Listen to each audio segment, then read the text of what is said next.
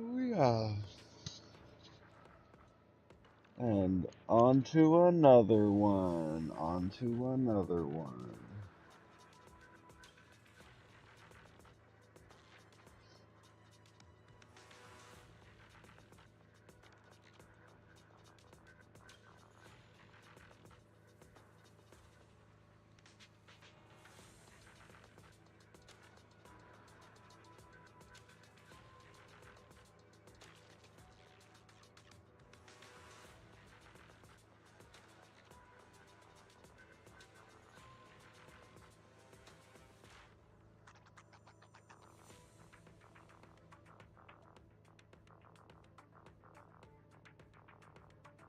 Whew. All right. Well.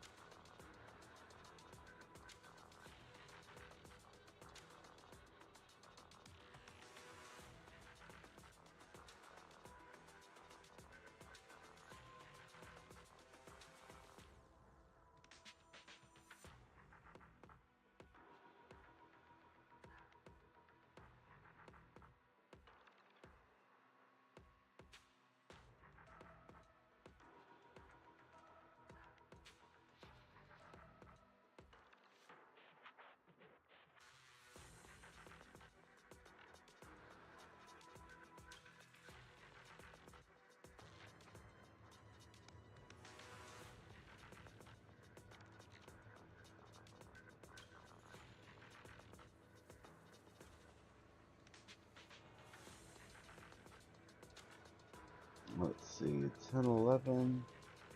This was 10:05. Nice, nice. We barely squeezed underneath the 12-hour window for stream. And we are right back to it, right back to it.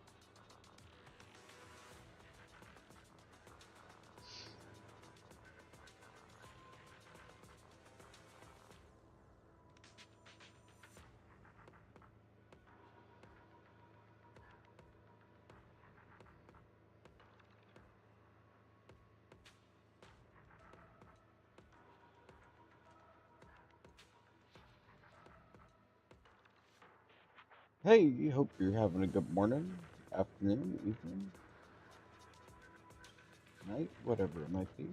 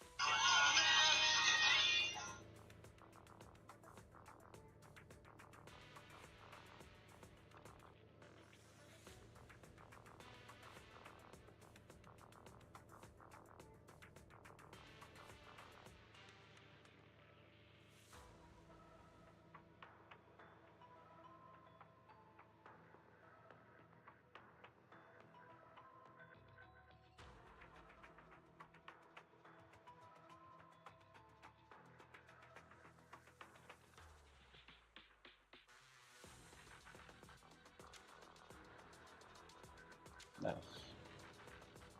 Looks good, looks good.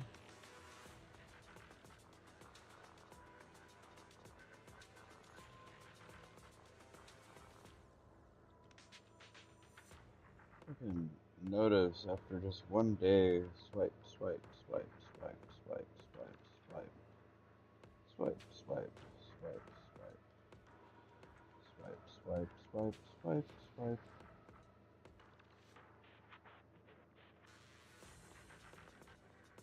and call your shut.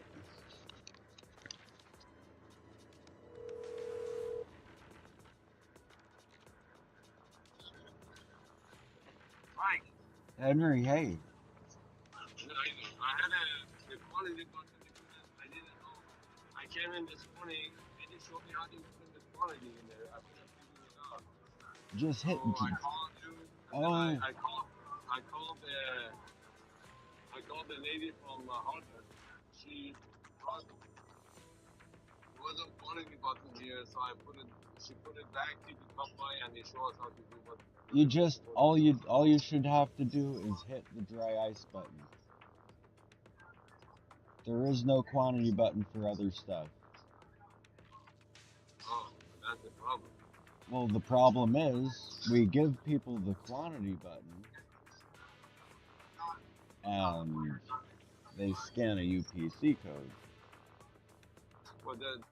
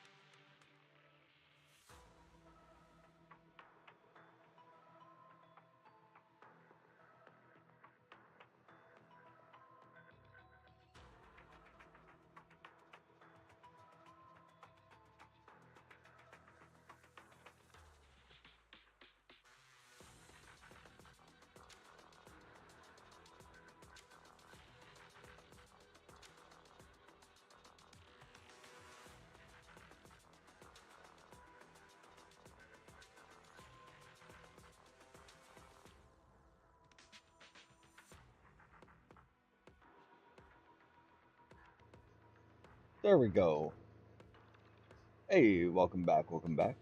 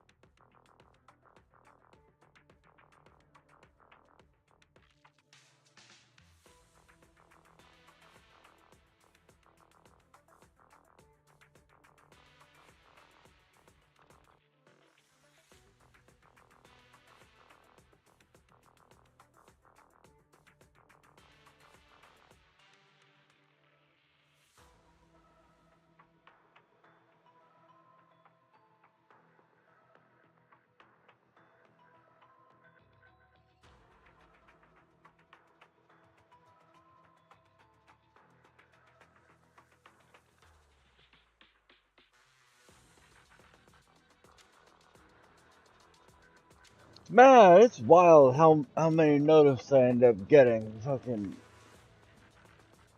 just off a day. Alright, so we're gonna hit the redeem. Redeemed!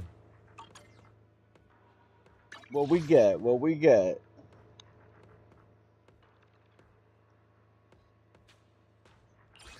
Two senior investigator logs, 3 W engine drive modules, 300 polychrome, and 30,000 dennies. Yay! Claim that shit. And we got 1,000 because it was telling us about it. Nice. Good news, good news. Exploration. So for 0 key, we got upgrade the tech tree 30 times in the Mystery of Arpeggio Fault, 5 polychrome, and complete the exploration of all hidden areas in the Mystery of Arpeggio Fault. I think it's safe to say we have found all hidden areas, right?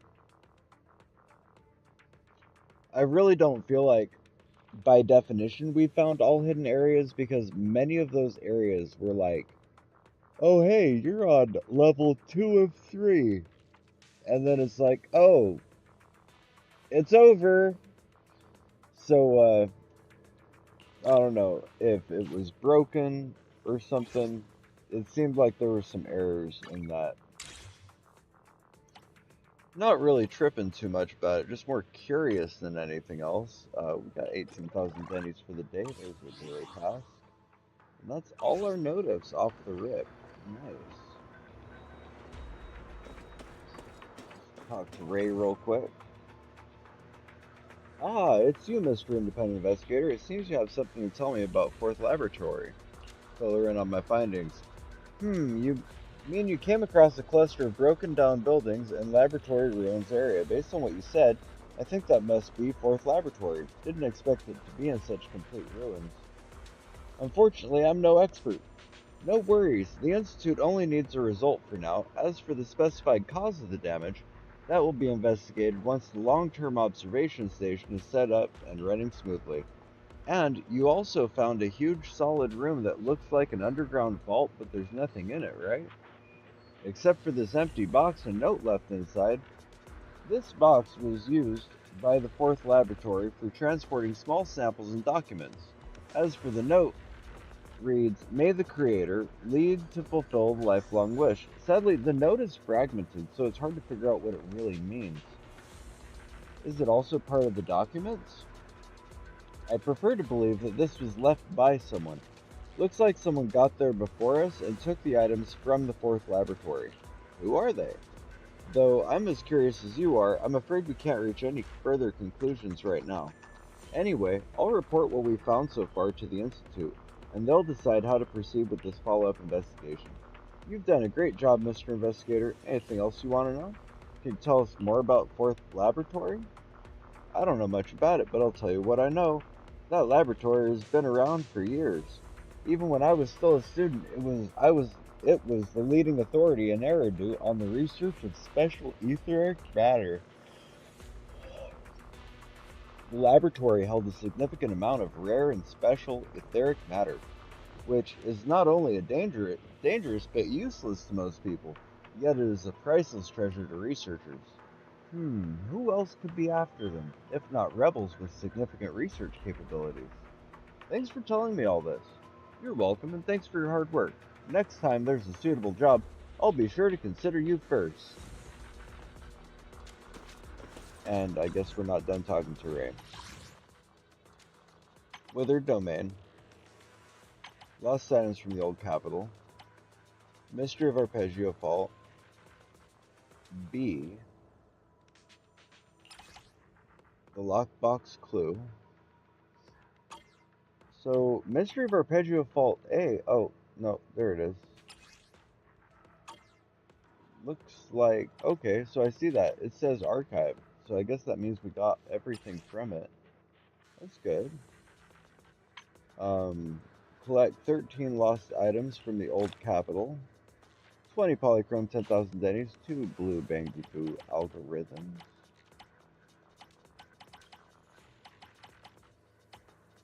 So we need to get 48 total. 50 primers and we got polychromes, that's nice. Holy shit, look at that. Nope. I was gonna say the notif is gone. It is not gone. Now what's it telling me to do?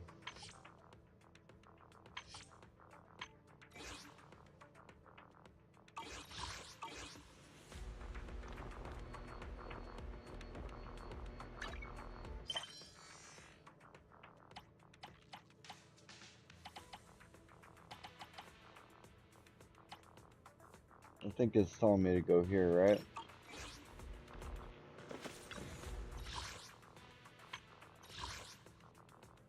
Yeah, that's where it's sending me. I can't do that yet. I'm just not good enough.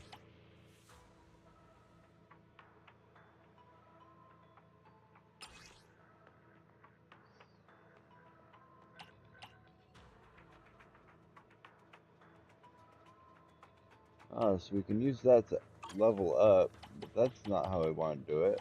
We just want to level up, level up. Okay, well, we are definitely not there yet. I know this for sure. So let's queue up something else.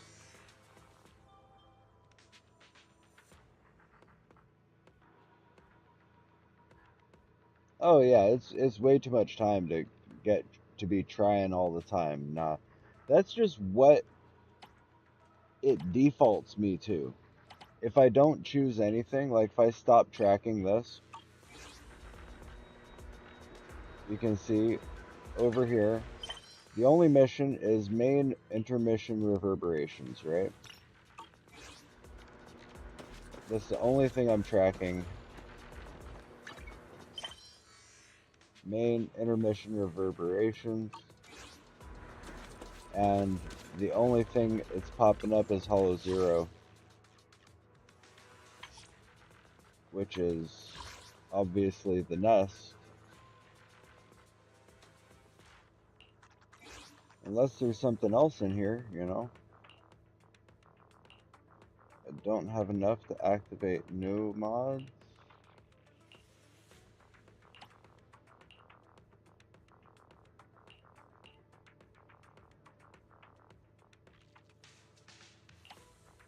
Yeah, I do not. We're getting close, though. We are getting close. So, Abandoned Skyscraper, Withering Garden. Okay, so I could do Zone 3 and start working on that at some point.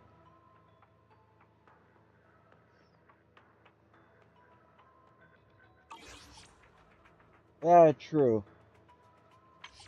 True, it does do that.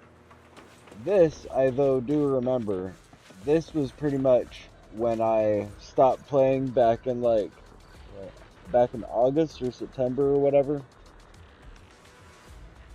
This was the only mission left.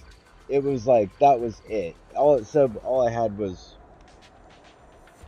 Hollow Zero. So, yeah, it's a throwback. It's definitely a throwback, that fucking dot. Yeah, where we're at, I think, now that we've got arpeggio fault done.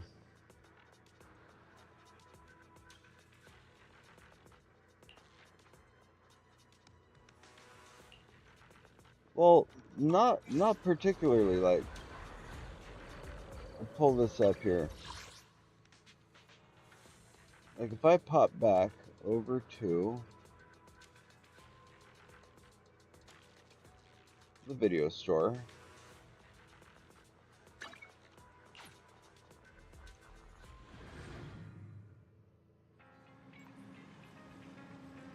well, I know I have stuff on the hard drive. Let's see what it might be. What what it might be popping me over to now.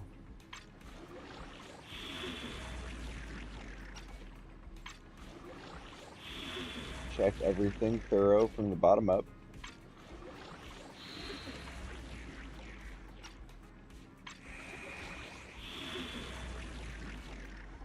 Nothing just like raring and glowing, though I do know I have stuff. Oh, it's a new day.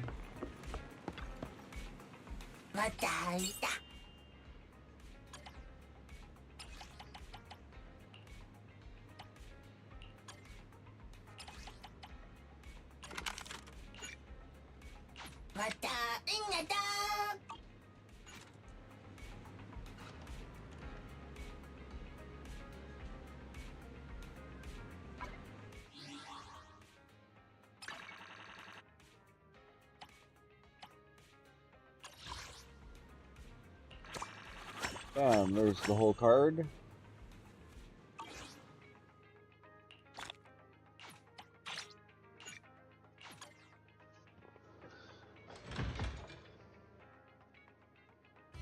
What can I get for you?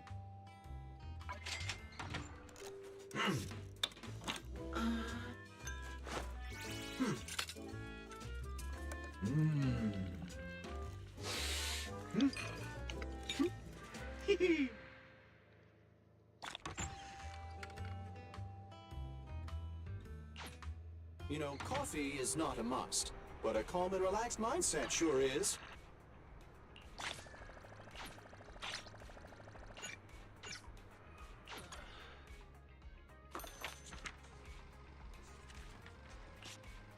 Oh, woof woof woof. Denny's.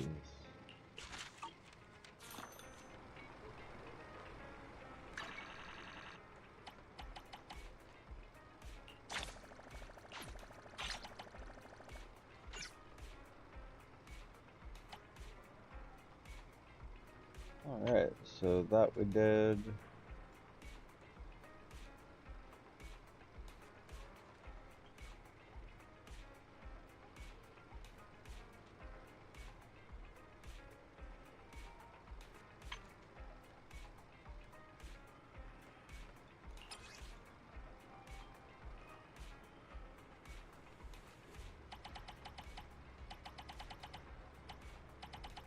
Is this the 8 of 9?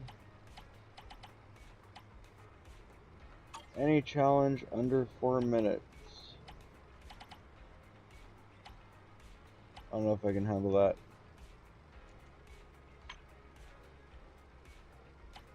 Basic training.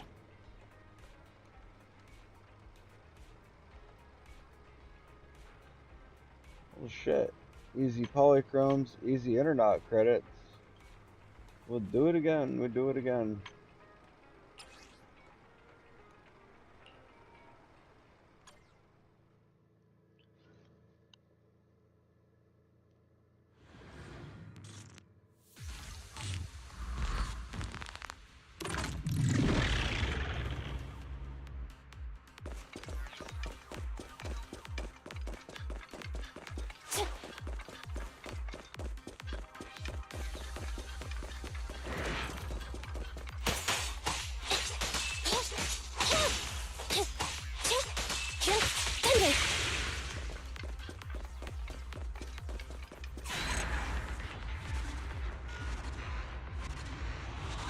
I mean, I may do it. I may have to just to get the completion 9 to 9.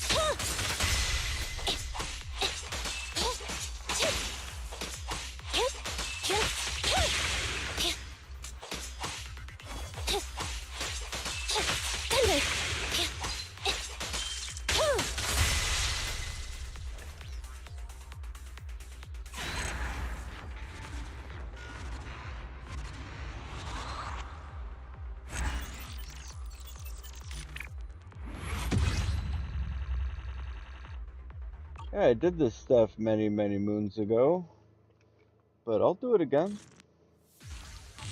Do it again for the credits. We need the damn things.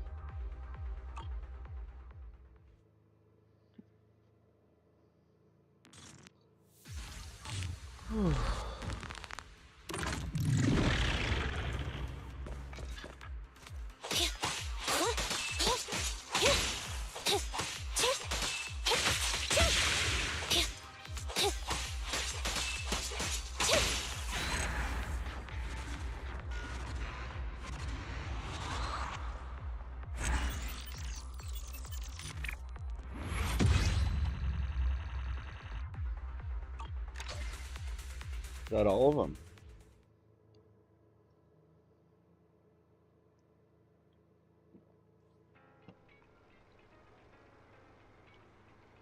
Ah, it was only some of them. Nice, easy fucking... My mouse is dying too. Easy credits though, hell yeah.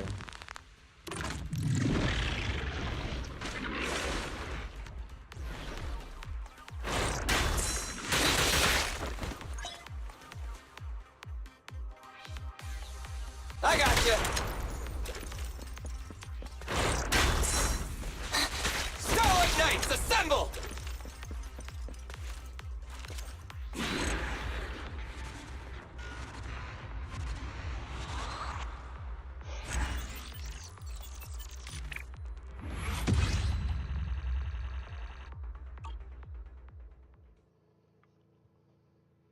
What is there, 4 and 4 and 3 or something like that?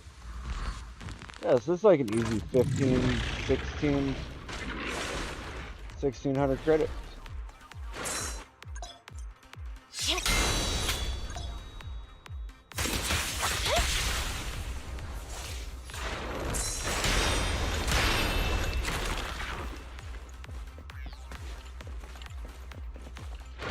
Don't worry, boss, I got Copy that. this. Warning. Stand by.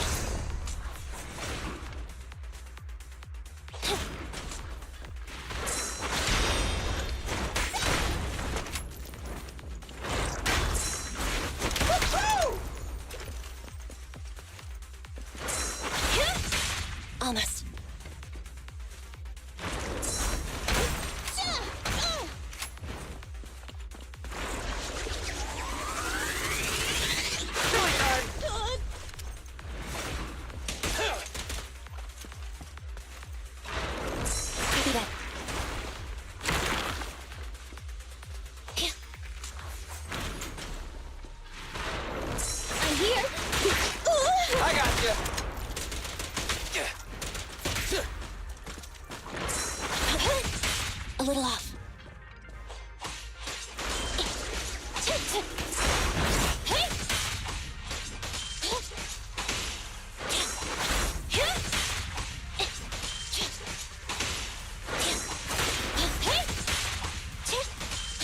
Andy, fall back.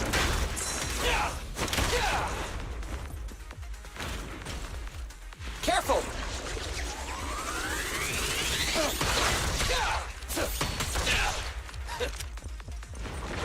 Roger.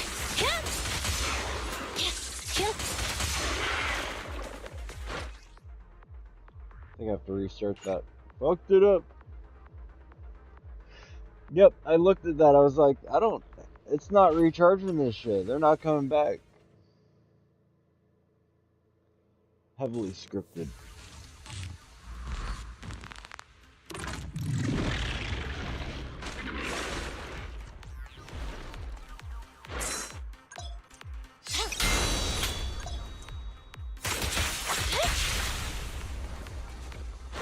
The boss is here.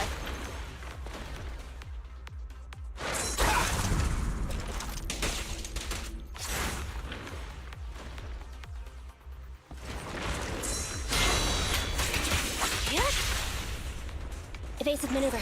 The boss is here. Don't worry, boss. I got this. Moving up.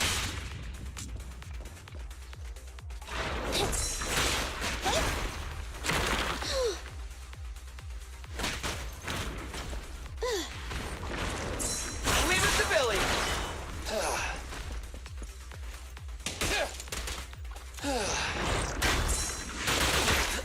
Just leave it to me.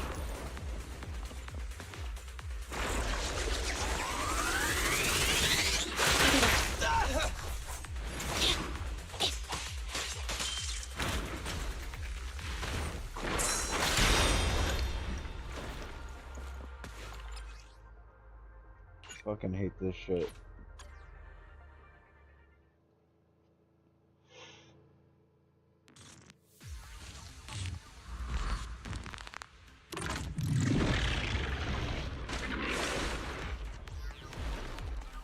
It's just so slow.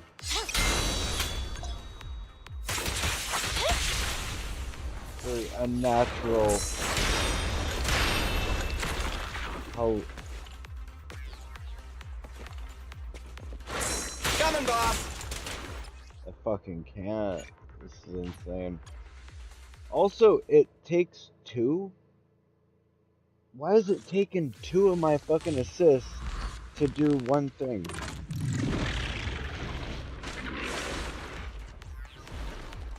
Like, I get it, I only have 6, but...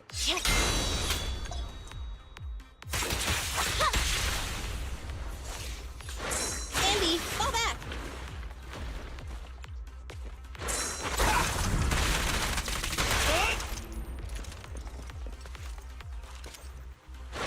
Roger. Evasive maneuver. Coming, boss. I've got your 6.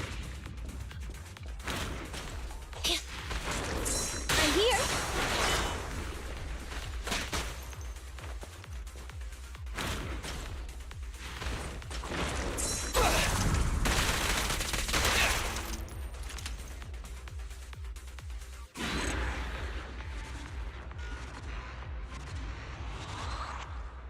Some of them are just like unblockable moves.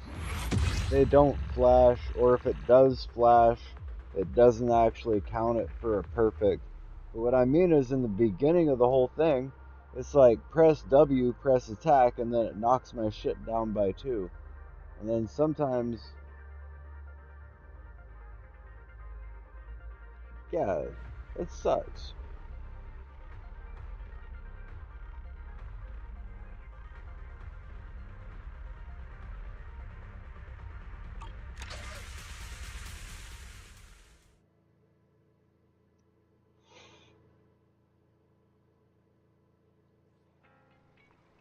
Rather just counter, just casually counter. At least dash is coming back quick.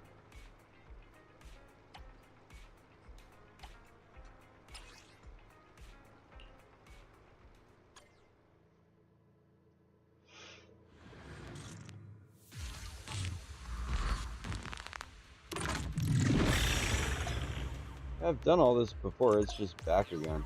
Fracture.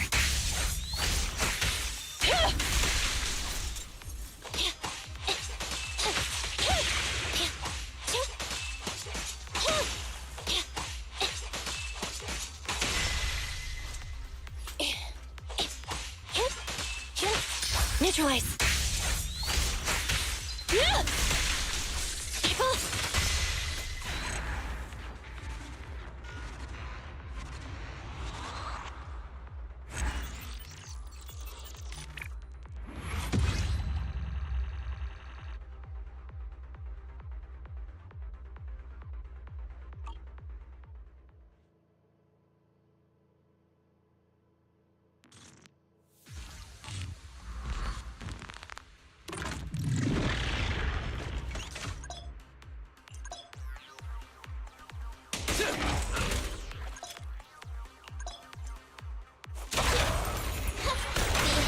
Preparing takedown.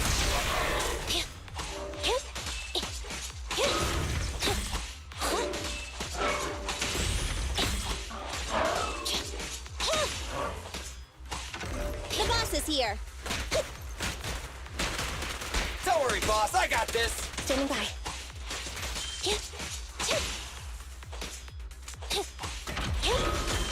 Thunder. Make it. My bullets never lose sight of their target. It's no good surrendering.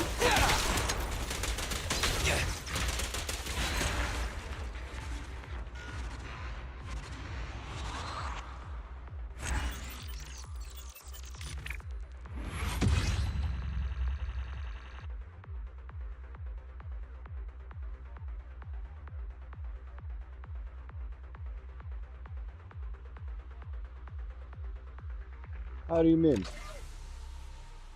You mean not everybody has an evasive assist?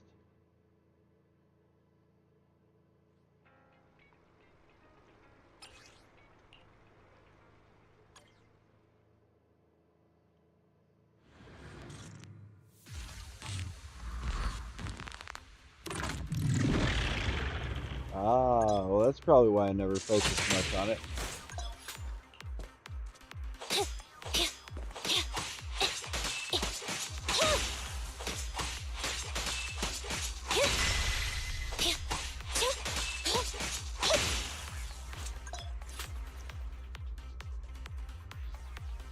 Let's switch, Ambi. I've got plenty of bullets.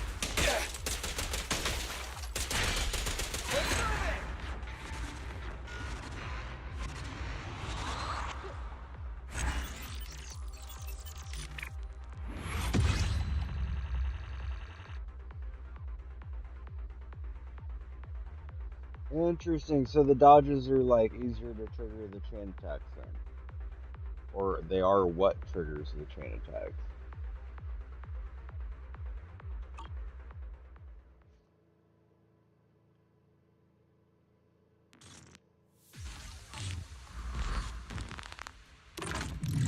When it comes to the assists anyways.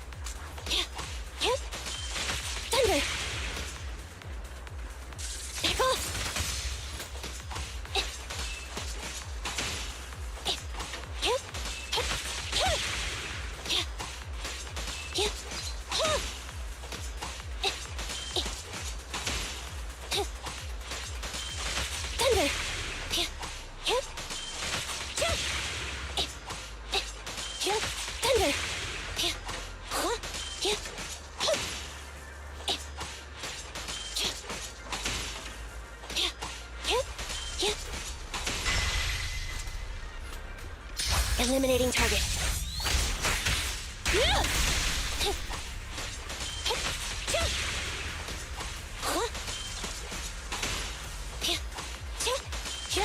Thunder.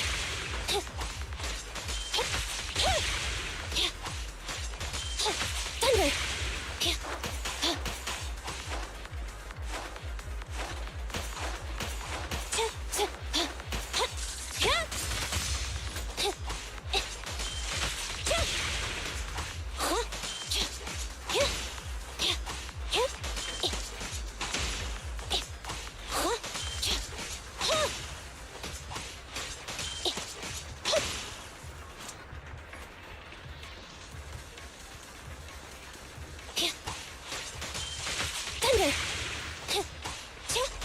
But aren't I just stacking up the things? Why does it care?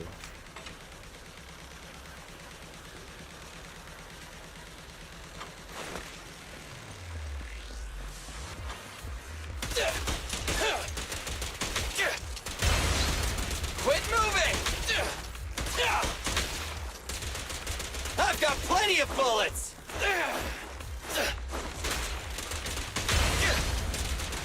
Quit moving!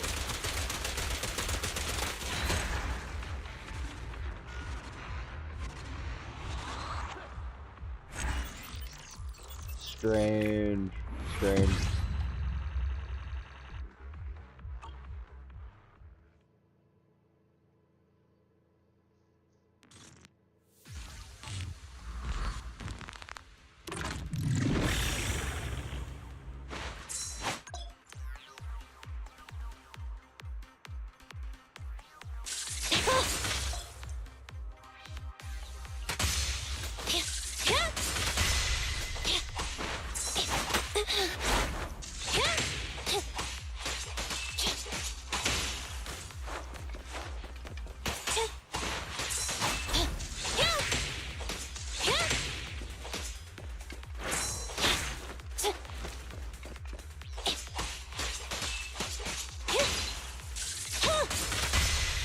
Anby, I'll cover you!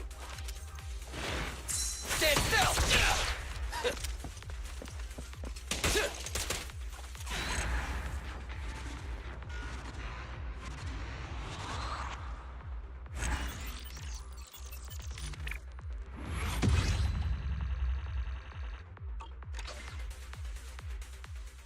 Oof.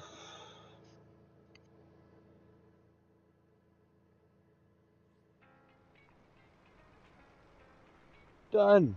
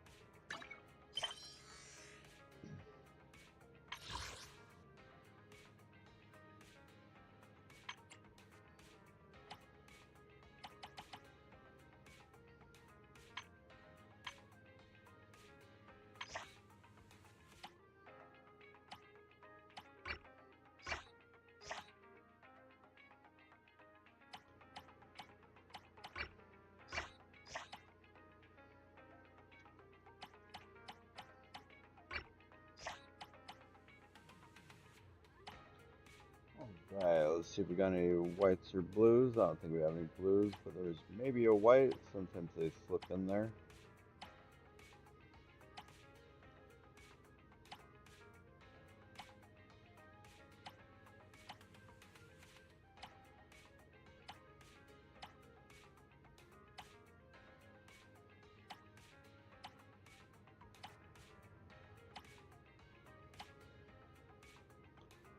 Oh, it's current. Cool.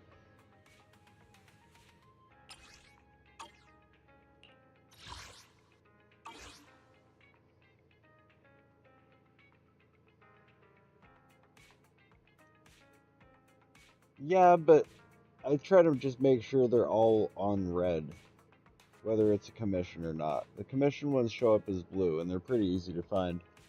But sometimes it's just like story based that pops up as a white one. They don't really stand out.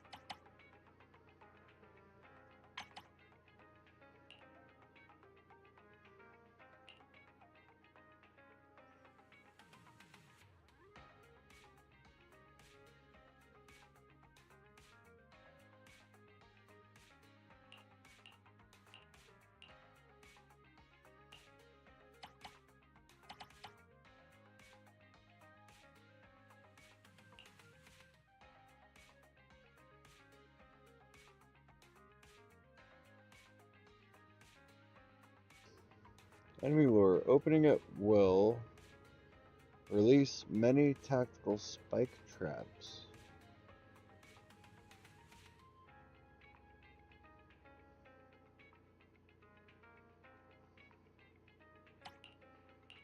Interesting, I haven't encountered those.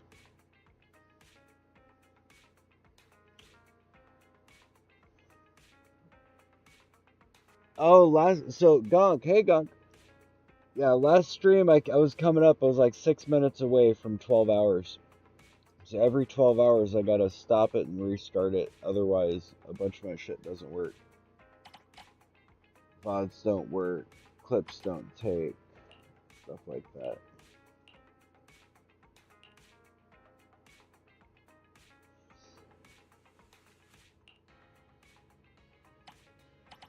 Deposit box.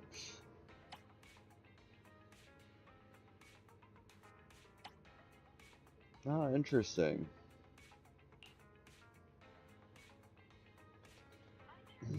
It's currently 11:11 a.m. with a current temperature of 61 degrees Fahrenheit. Today's low is 51 degrees, and the high is 63 degrees. Looks like it'll be a cloudy day. And now, here are today's top headlines provided by Google. Full video, Trump-Zelensky Oval Office meeting explodes into shouting match CNBC. Doge cuts complicate government funding talks and raise shutdown fears CNN. Iowa moves to eliminate trans rights, and Zelensky heads to the White House, the New York Times. U.S. judge says mass firings of some federal workers likely illegal BBC.com. Layoffs at Federal Weather and Climate Agency threaten forecasts Axios. That's all for now. Have a great day. Fucking biased ass fucking news. I don't care. Gotta get relevant news. Relevant news? Anything relevant. Let's see.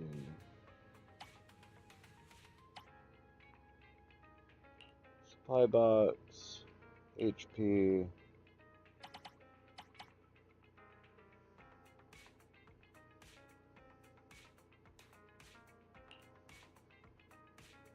Cost some to get some. Restore.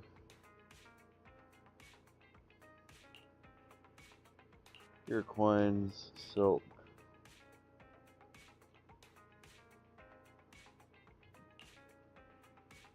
Bang boo.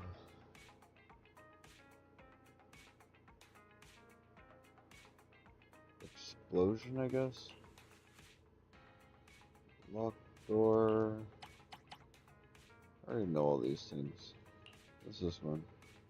Lobby rails. Okay. Cool. That's everything.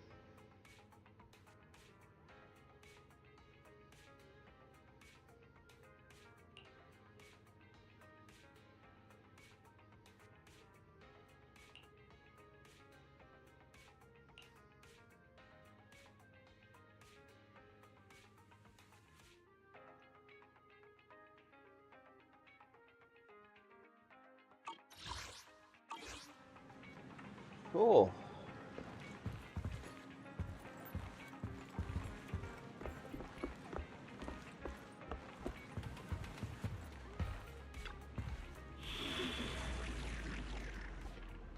Alright, let's see how much we have. It's interesting. Chapter 5. You see this? Chapter 5 says 0 of 0.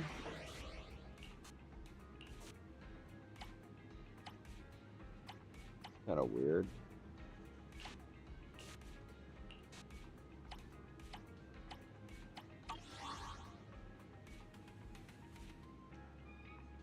Zero of 0.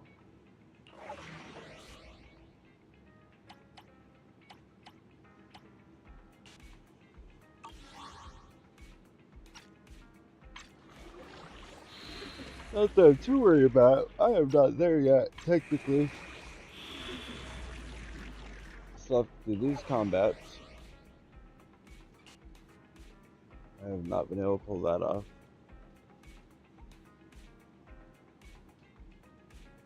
Oh, it's because it's raw exploration. Still, though, like,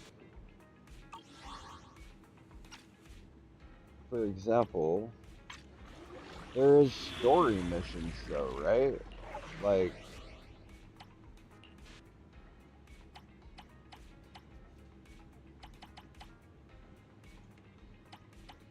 okay, so it counts these story missions as red markers, which are just combat missions.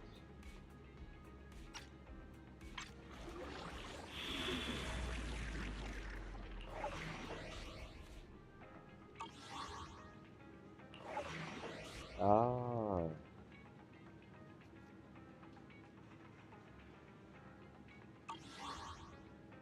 that's weird. Like, I don't know, I'm not like a super genius or anything, but like, why don't they have the Explorer ones be blue with blue stars? It just looks weird, you know? It's like they go out of their way to make this red and this the exact same color as that. I don't know. It's rather odd to me. It's rather odd.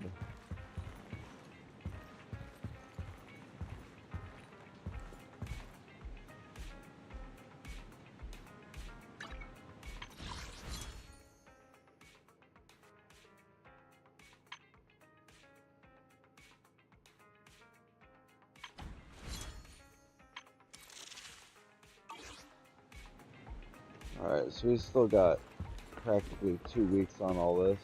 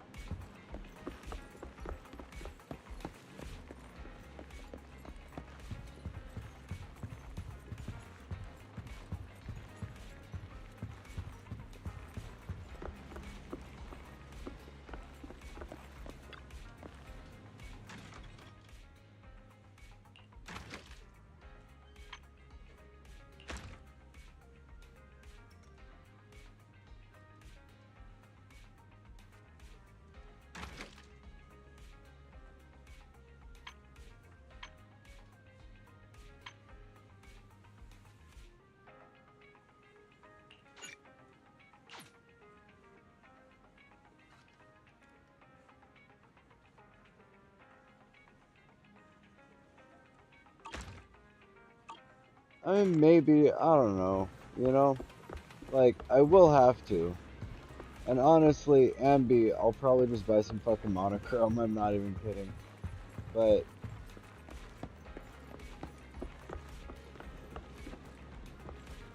like, Chingy, I kind of want to grab Chingy, just so I have... I'm really close to, like, I need Miyabi, of course. But, yeah.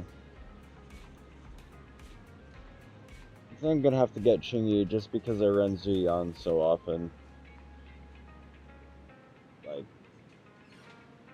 I don't know. I don't have too much of a choice there.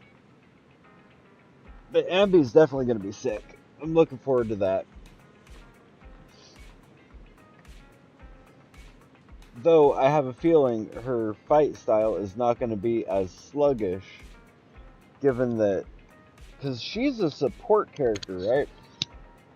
By default, so the S rank is not going to be a support character. S rank is an attack type. Ambi. So like Ambi A rank is a support.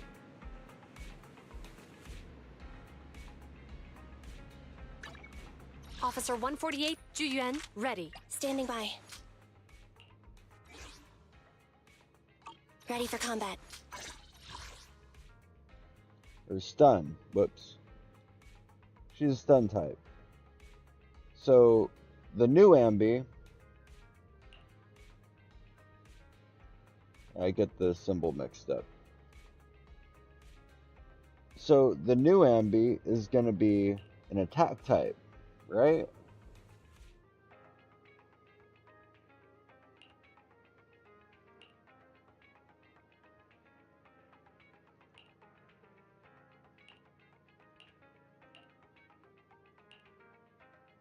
Well, I mean, you can call it DPS, but it's an attack type, right?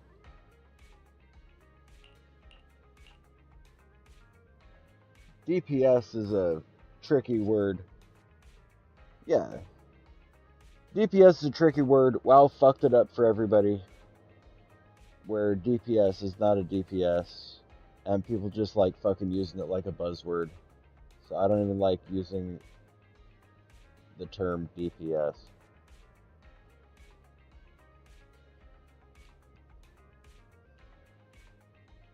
I only handle technical matters. The reason I say it that way, though, is this. In WoW, let me pull up a little example here. In WoW, right, World of Warcraft, people will call this, and I'm paraphrasing a lot, but people are like, this is DPS. Quit moving! This is not DPS. Because I have to hold a button. I have to do something to do it. Right? Like, DPS, by like, I don't know, the last 25 years of playing video games that I am aware of, would be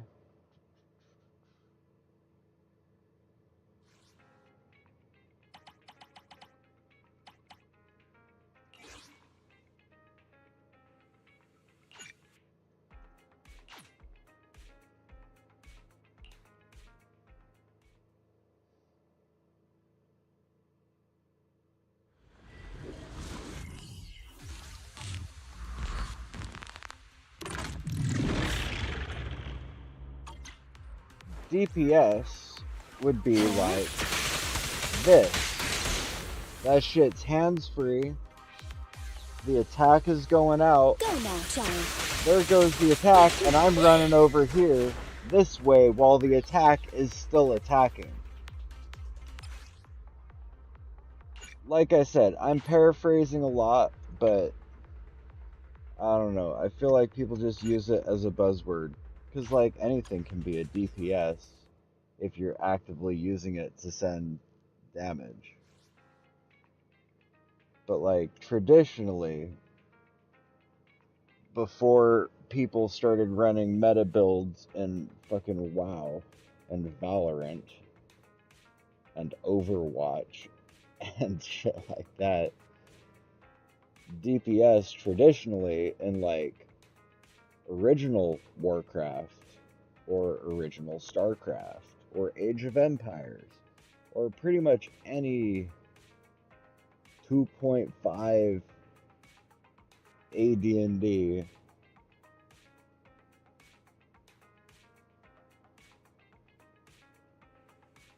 DPS is traditionally like out of D&D. You have a mage, right? Like fire damage, right? Fire damage would be DPS. You cast fire, the explosion causes damage, but then it has an effect. That effect is burning. The character is on fire, so now they're receiving damage per second. And no one's having to like click a button or engage with it. It's automatic damage.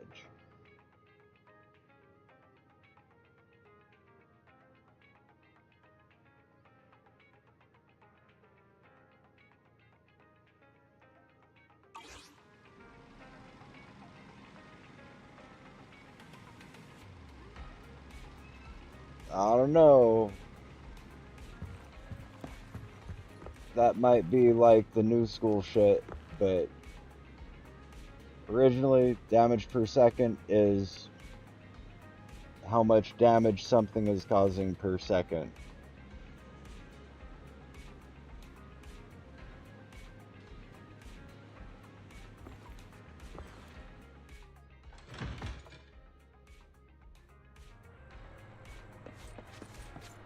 Damage over time, like,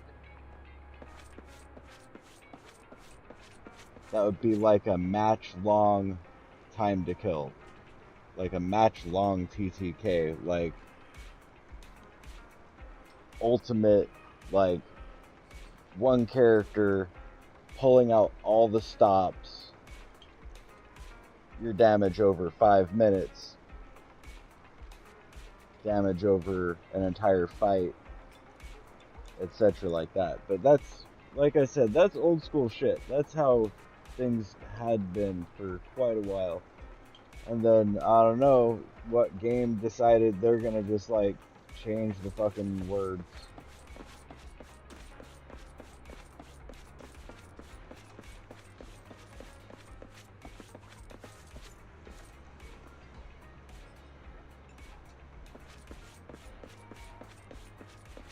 Let me see if I can get a source.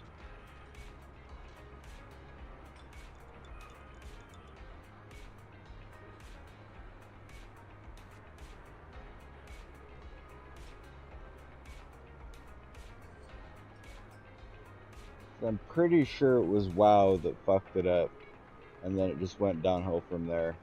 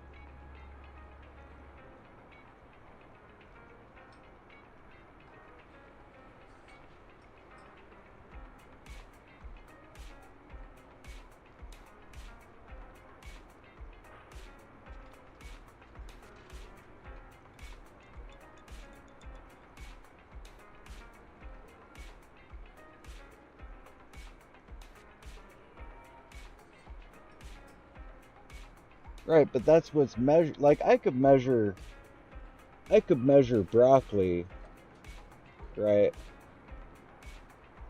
with a yardstick. I could measure broccoli by the calorie. I could measure broccoli by the centimeter or by the inch.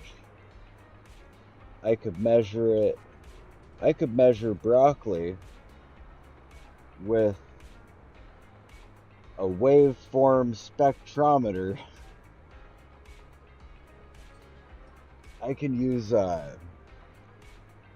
measure broccoli with lumetry.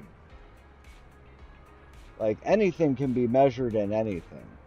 But traditionally, the damage per second, what's actually measured per second, is exactly pretty much status effects, like spells that have a range.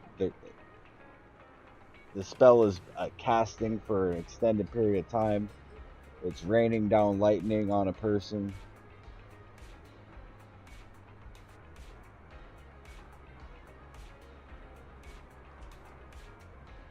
You know, like,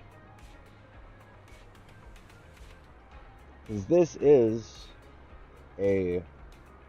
by definition, what do they call it? An ARPG, right? Like Diablo. Classic Diablo. Like,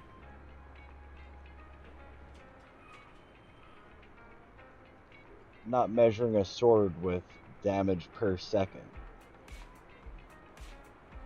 It's like you have an attack that takes 10 seconds to strike, or 10 seconds of damage.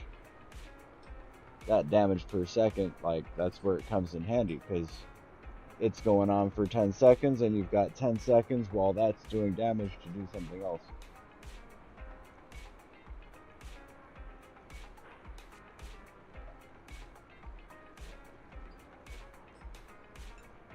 So I used to be able to go online and look at, like, what's the DPS of this spell.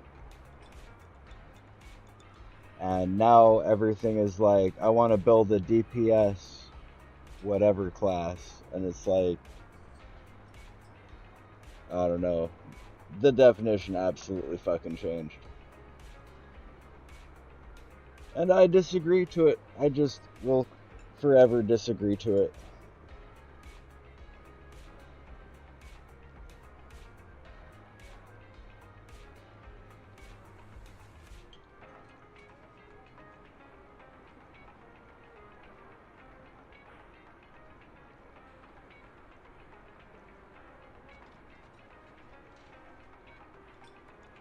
Because ultimately, the biggest number in a modern game is time to kill. In which case, you need to know the target's total hit points.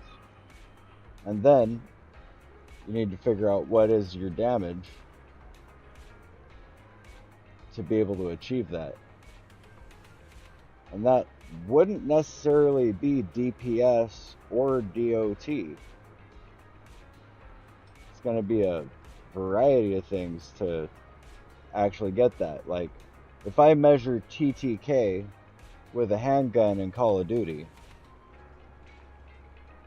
you know, versus like 250 hit points, like 17 points of damage, time to kill would be, how long does it take for those 17 damages at X firings per second to take down a total of body armor plus HP.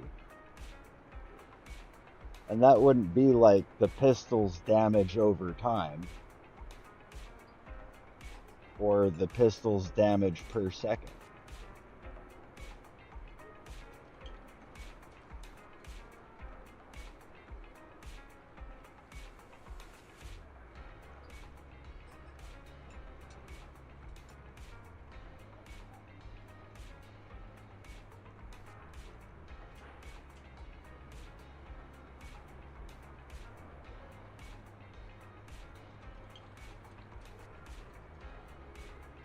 So like, if I just jump online, right? DPS stands for damage per second, referring to the amount of damage a player, weapon, or ability can inflict over time.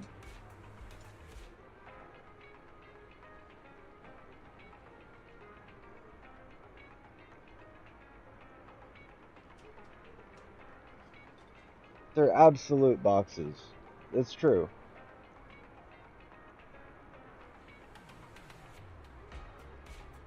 Like, people use it as a verb. Like, you'd be in an Overwatch match and motherfuckers will be like, DPS, DPS. Like, suck my fucking dick. Like, you fucking do it.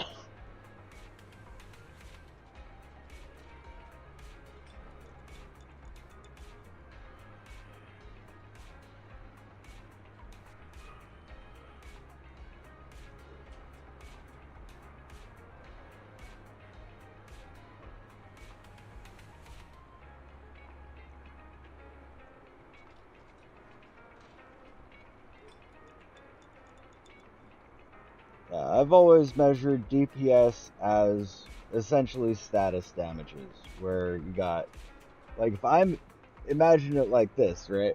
If I'm in a COD match and someone says, hit him with the fucking DPS, right?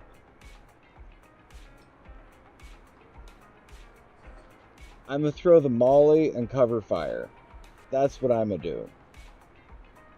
Light that motherfucker on fire, and anything bonus points on top of that is bonus points.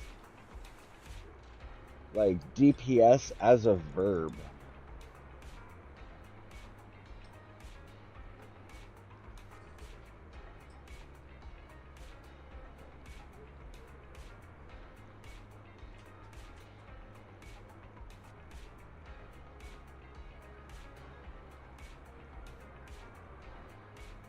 It's just funny to me that, like, I look up all these different definitions of damage per second, and it's all like, oh, it's a measure of damage output over time. Isn't that damage over time? When you call something the measure of damage over time, wouldn't that be DOT? I don't know. But then there's like end of match stats. If you're looking at end of match stats, like, hey, this guy didn't push any damage over time. Like, had high damage moments, but didn't actually push damage over time. That would be like contextually making sense.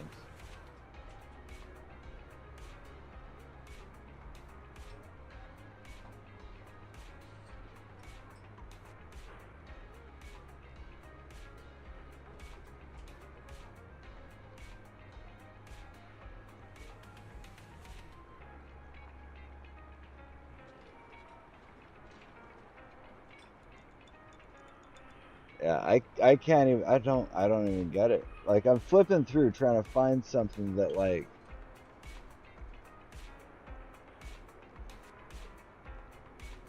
because if it's something that's describing the amount of damage, like this one right here says damage per second is used to describe the amount of damage that a weapon or character can do in a given amount of time. But 1 second, how are you measuring 1 second? Or not you, I shouldn't say you, you know what I mean? I try to not use the royal you or the global you when I talk, but like, how is that an amount of time? It's like, if I'm traveling 60 miles in an hour, that means after an hour, I will make it 60 miles.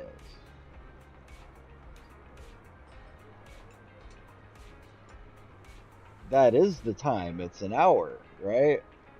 So, like, if something's measured like melee, right?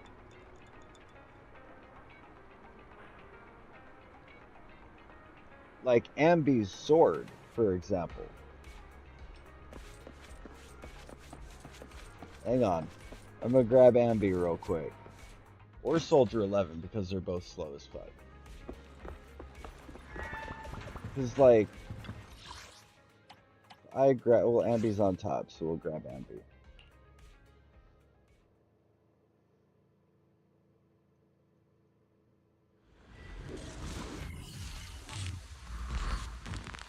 So, we have a timer on screen, right?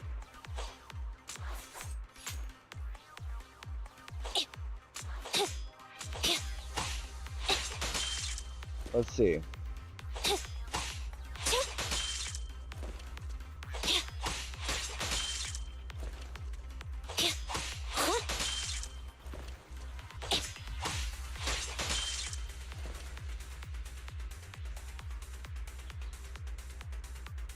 It it's like measuring the weather in Kelvin to me.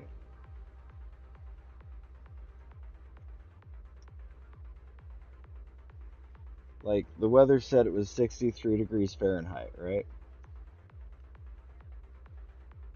In Kelvin, that's 290.37.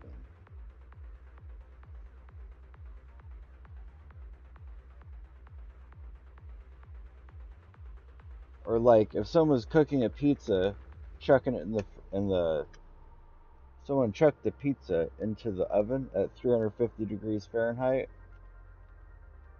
That's like one of the most common cooking measurements.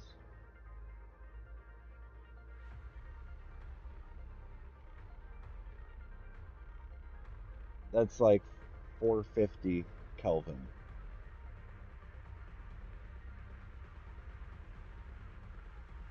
Like different things, it works.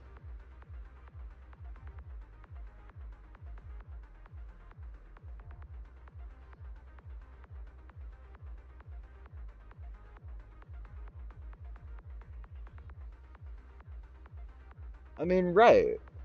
That's kind of what I mean. Like, if I'm doing if I'm doing chemistry, I'm dealing with chemicals that like explode and light on fire at different temperatures. You want to do it in like a base, like either Celsius or Fahrenheit or Kelvin, where those ranges are a little bit more precise when you're comparing them to everything else.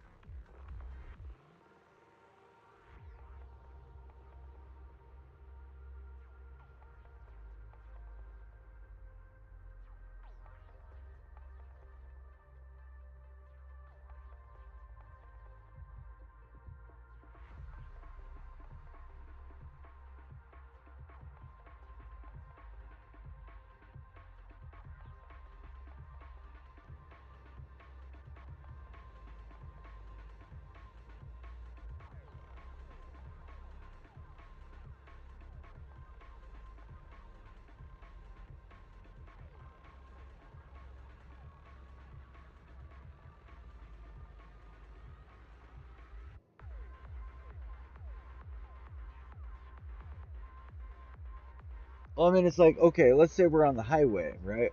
We've got four different vehicles, all different types of cars. You got a semi truck and like an illegal race car, right? A pickup truck and a motorcycle. They're all traveling down the road.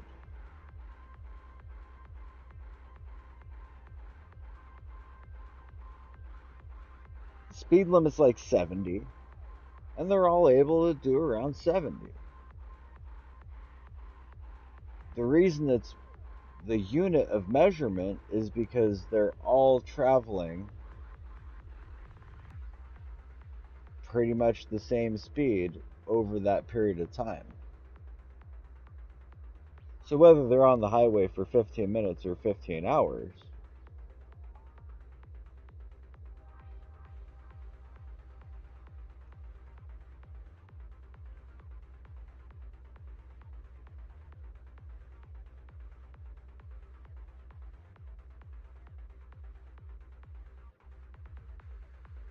yeah, I mean it's like what's a person measuring? It's like there's miles per hour, right?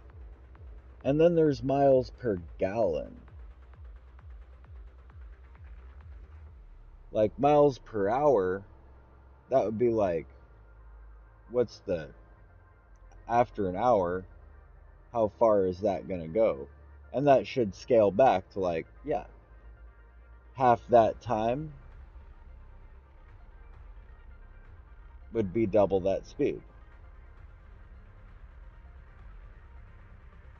Or what is it? Not half that time is double that speed, but going 60 miles an hour for 60 miles. No worries, no worries. I mean, it's the same as kilometers. It's the fucking same, you know. It's not the same. That's one of those things where it's like, it's the same, but it's not the same. It's like Celsius and Fahrenheit. I think they all have their points for measuring shit, but different things. Some things need to be measured in millimeters. Like,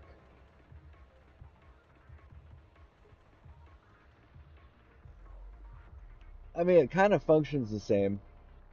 The best way I can describe the difference is this. Because it's not this simple, but this is why people don't like standard or American, whatever you want to call it. Fractions. Standard is all about weird ass fractions. 15th, 15/16ths of an inch is how things are measured, right? Ain't nobody walking around looking for a 15/16ths of a centimeter socket, right? Metric is basically all decimal. There's there's no fractions. Decimals and fractions are the same, but like they equivalent the same thing. Now the base is different. It's like saying this is in base 8 and this is in base 10. Metric is really rounded, right? Some stuff it works for, some stuff I don't think it does. Like dealing with chemistry, or I say chemistry because that's like tangible for people, you know. But like astronomers, they don't measure shit in Celsius or Fahrenheit. They're using Kelvin for sure because dealing with large numbers, it's out of the scope. Like you can say that same how hot's the sun in Celsius or Fahrenheit, it's equally unfathomable.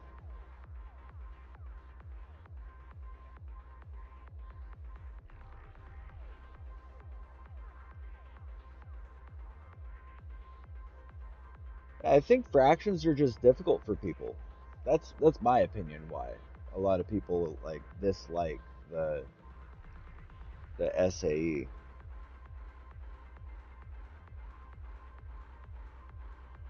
because like if I have a half inch, it's one/2, but then I need a 5/8, but maybe I need a 7/16. It's not it's not as like if you're reading it on paper, it doesn't line up numerically. It's not in so much of a sequence.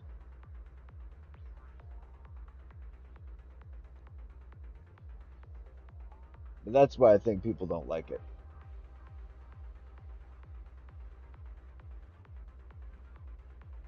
But it's one of those things. If I'm dealing with small shit, like less than a centimeter, metric all day long. Life's easier with metric. Like 1130 seconds and shit like that on a socket wrench, I get confused. I can't keep up. If you're dealing with a bolt that is like, I don't know, what's this?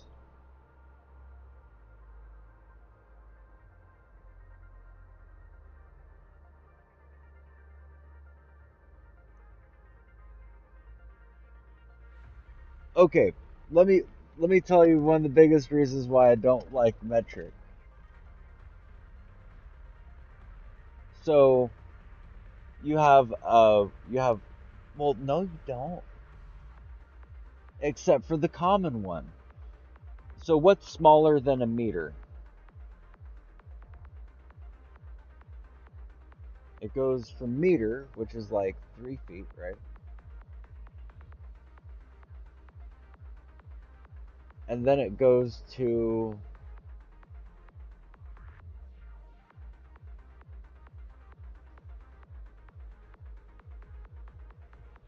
a decimeter.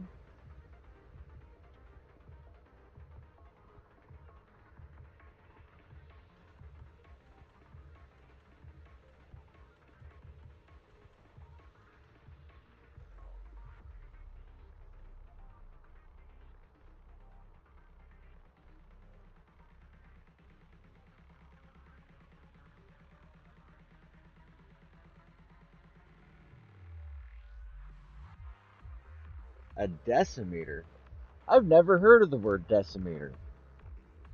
So a decimeter is 10 centimeters, like a foot.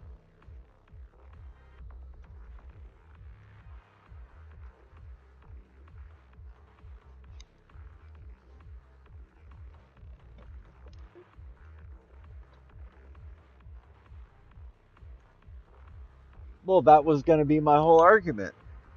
Is you got this centimeter and it jumps up to a meter. There's nothing in between. But I guess there is something in between. Is a decimeter. It sounds like dulcimer, which is like a which is like a ute or something like that. Right?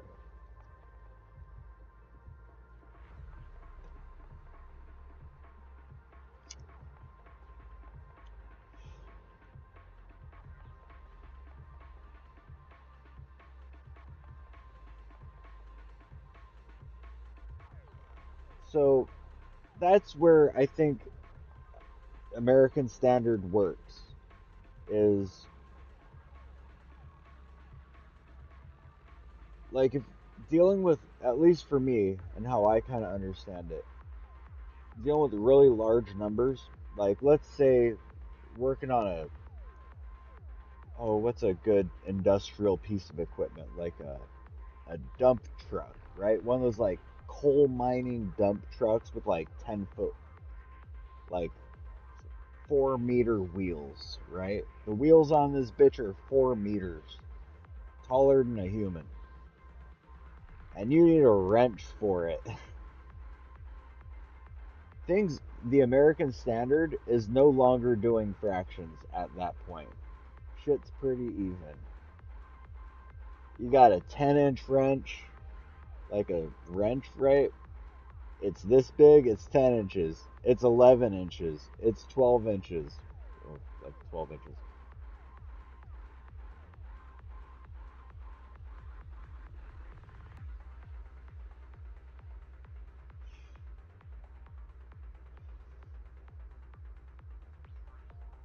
Like, usually, I hear stuff being measured in centimeters,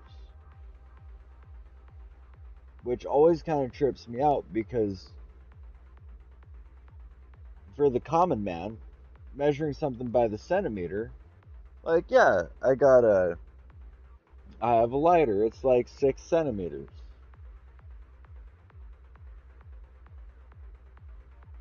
Everything that fits in our pockets can be measured in centimeters, right? But centimeters is this like 1/100th of the actual measurement. So that throws me off. I'm like, I see it as like a model car, 1 to 100 scale. Like,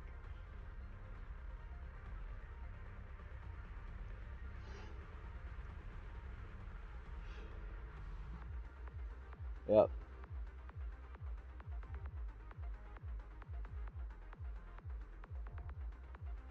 yeah. Kilometers, I never really understood because it's not miles. Like, one thing that's interesting is also is like, and I don't know how to say it right because I don't really talk about it that often, but like in America, most of the neighborhood speed limits, like you're driving in a subdivision, is 30 miles an hour. Pretty much everywhere. Some places faster, some places slower. Usually it's about 30 miles an hour. You on like a large roadway, like a state road, not a freeway, but like a state road. It's like 50 miles an hour. And then the freeway is like varies usually like 65, 65, 75, 65 on like the freeway and like 75 on like the interstate freeway that goes for long distances. And I'm paraphrasing a lot, right? You have a car driving it specifically, right? 60 miles an hour, it's tuned to go this common speed. Everything's tuned and balanced to go that speed really, really well. But if I translate like 60, 60 is kind of a common highway speed.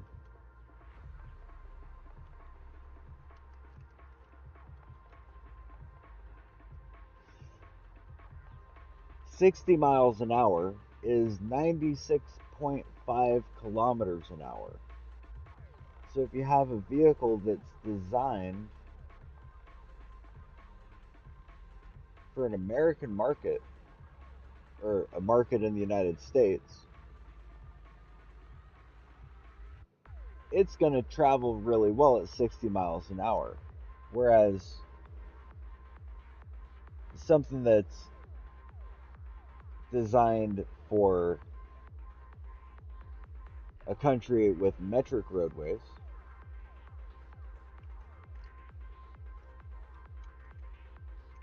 I would round that up probably to 100, right? It's going to be tuned to run pretty much perfect at 100 kilometers an hour. It may not seem like much, but when things are spinning at high RPMs, all those little differences make a difference. A lot of the time, it doesn't really matter too much.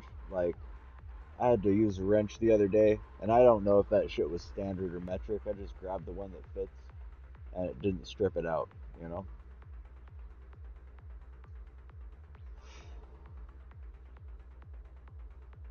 It's weird. Scaling, there's sweet spots where some things are scaled and it works. Like with computers, right? You have 720, which is half of 1080. You have 2K, which is double what HD is. Then you have 4K, which is quadruple 1080. Like everything scales on these really even numbers.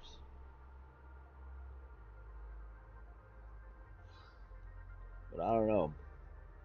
Like they try scaling stuff to be like, oh well, it's this in metric and it's this in American. I'm like, they're two totally different things.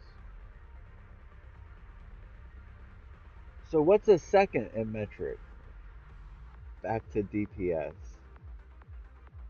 I'm just kidding. I'm just kidding.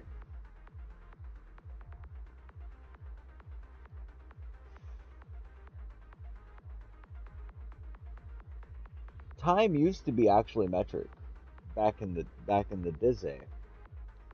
I know, right? Just being dumb. Um, Time used to be more metric though. Like I don't know all the science and history behind it besides like Julius Augustus Caesar wanted July and some bullshit, but September used to be the seventh month, October the eighth month, November the ninth month, December the 10th month. There was 10 signs of the zodiac. There was there was fucking 10.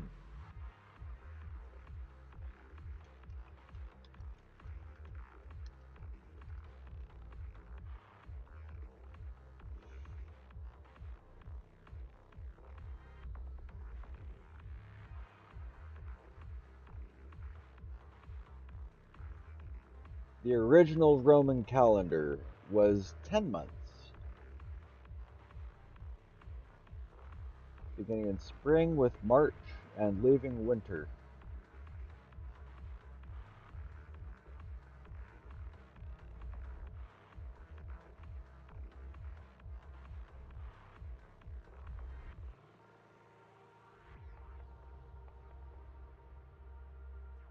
Nine-day weeks.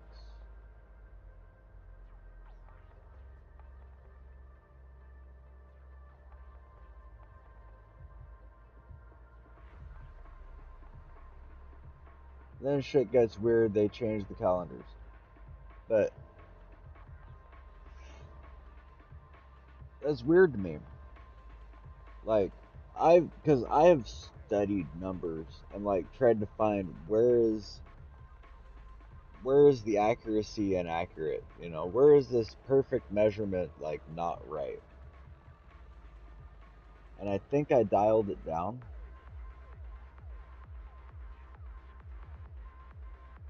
So I think I got it figured out. We have a 365-day year, roughly, right? 365 days in a year. And that's measuring the speed at which the Earth goes around the sun.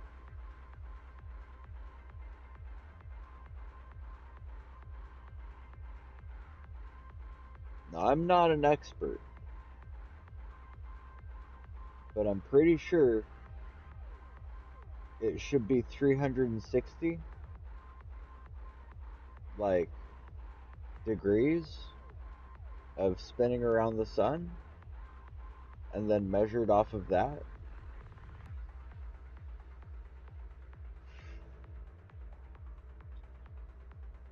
And instead of people trying to get it tighter and like more accurate to something like that, I think they're trying to hold on to this like Roman king's idea that was like better or something. I don't know for sure, right? But the base is all fucked up. The base is definitely all fucked up.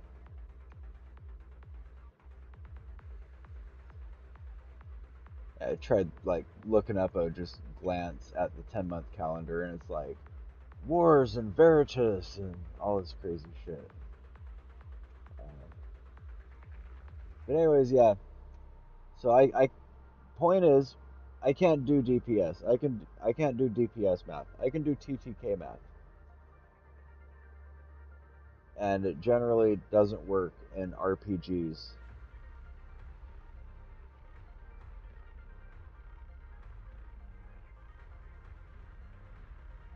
Use 24-hour clock. Nice, nice. Well, time is a weird one too, actually. Right. Time is a weird one too. We measure everything in like the 24 hours, which isn't really accurate.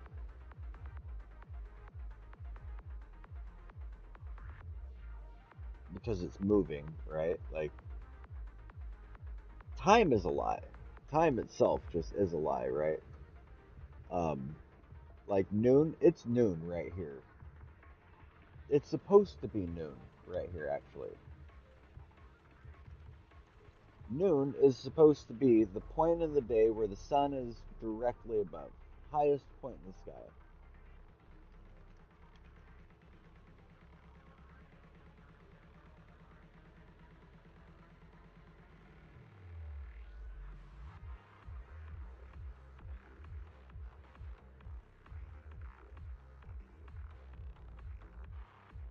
If I look it up, like the clock says it's 12:04. Actually, I have to use my phone because of GPS. GPS, not DPS. GPS. I think this is the good one I got. Yeah, so right now, my the clock, like satellite, like the world thinks it's 12:04, right? Actually,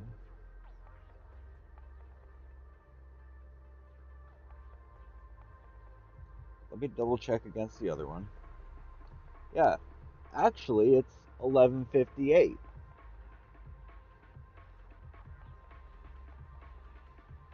Exactly. It's like millennials. That term was created by ad agencies so they know how to market and advertise because they're corporate capitalist people preying on the sheeple people, the sheep people. And then the sheep people are like, we're millennials or Gen Xers or whatever the fuck, right? And it's like you're a victim.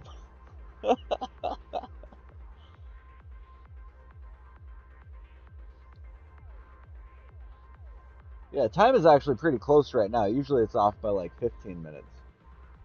Right now it's only off by like 6 minutes where I'm at. But I always thought that was interesting, like we've had we have the technology, you know. Like sundials were accurate as fuck. Like it told you time is right here, right now. And that's what time it is. You can see it.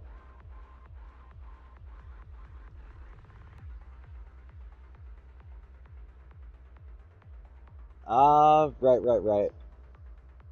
No, that's true. That's true. Like shipping and trying to get things figured out, and then date lines and things are traveling. Like when things are in motion, absolutely. But that's the thing. Time isn't this static thing. It is if I'm sitting still, time is relatively static. But once I'm moving, time becomes this liquid thing.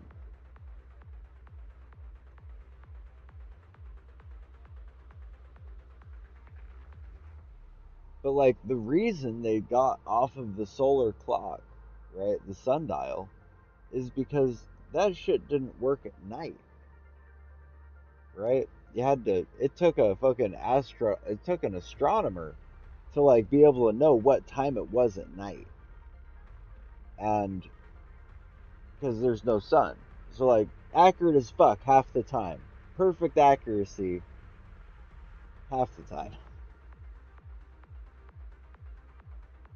But nowadays we have GPS. Like we have the position of the sun at night. So I don't know. I think we should get rid of the time zones and all that. That's what I think.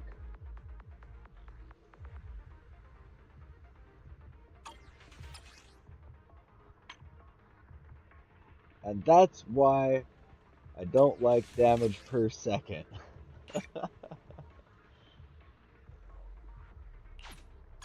World of Warcraft.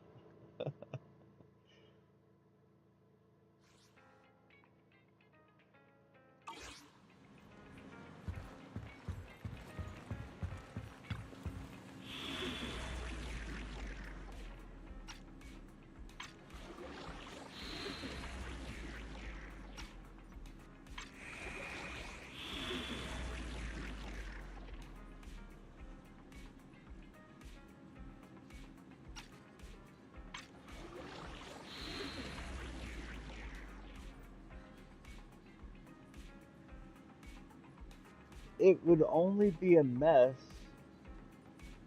if people didn't learn what it was. Like look at politics. It's a bunch of people doing stuff that other people don't know. And then when people don't know something or don't know understand something, it upsets them. That's why politics pisses people off.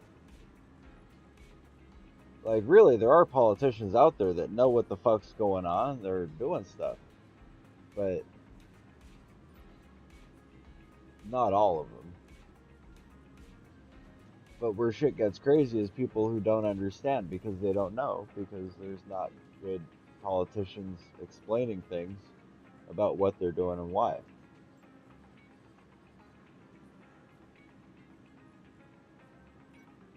Or they have flawed reasoning. That's another thing, but that's a whole other thing. Like politics should be about like policies and things like that.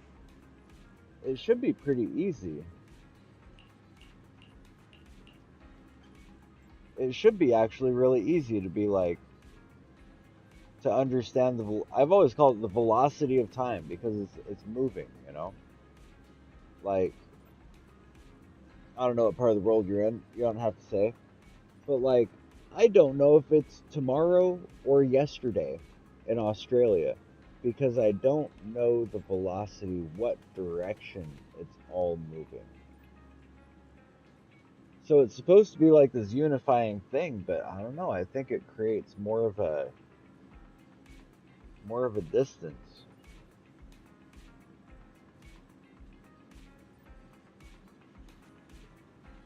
Because it could make sense in some cases, but I don't know. If I knew that it was 12:10 where I'm at, if I had an appointment at 5 o'clock, right? And someone else had an appointment at the same place at 5 o'clock, and we both agree to be there at 5 o'clock, right? It would be different times when we left, but we both arrive at the same time. But like one person might be 5 miles away, and another person might be 20 miles away. So that time doesn't necessarily have to be like both people can't leave at the same time, and one person is 20 miles away, one person is 5 miles away. Just because their clocks say it's the same time doesn't mean they can leave at the same time and get there, right?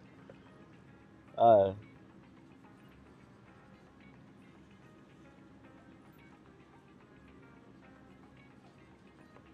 kinda. Like, I got this app on my phone because it does the math for me. It's way easier than like trying to figure it out otherwise.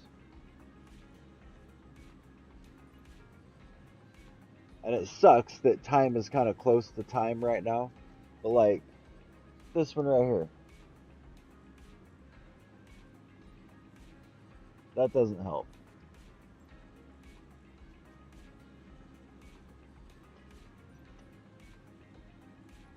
Like I can see exactly. I could be driving down the street and this will update what the time is based on where I am.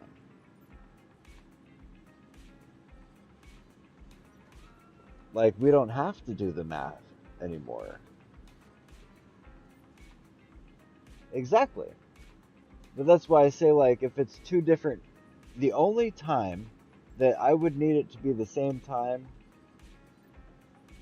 is if they were the exact same distance away. Then it would almost make sense.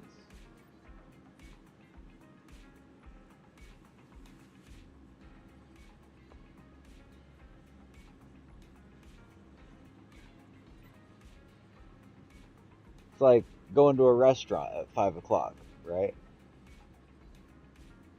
The restaurant knows what time it is where the restaurant is. And I would just have to be like, okay, I need to be here at this time and get there. Like, I'm not going to pull out my phone and all that, but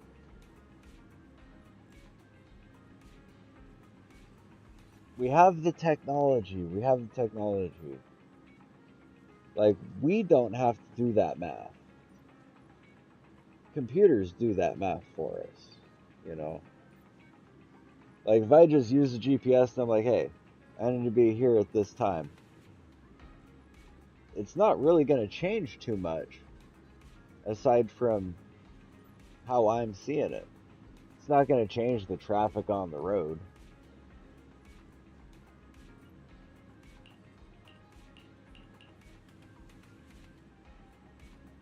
But the reason I brought it up, computers, they start in this 12-hour, 24-hour format, right? Starts at 12, then 12 hours, 12 months, 12 hours, then it goes 60 minutes, 60 seconds, and then it goes into nanoseconds, like right below that. Oh, fuck, my headphones are dying. Then it goes to nanoseconds right after that, and it is.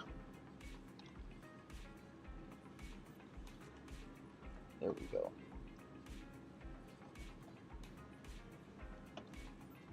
Yeah, right after that, it goes into nanoseconds, which are split down by the hundredth.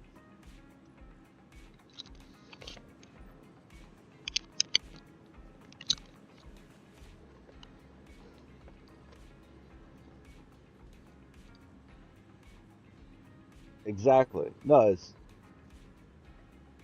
that's exactly what it is. Is people just don't want to change. They don't want to learn something new. I want to learn something new. It's not even a real thing, and I want to learn it. But there's not enough people who even understand it to learn it from. It takes time. It does take time. Like, that's spot fucking on. That's right on time. But is that metric time or is that American time?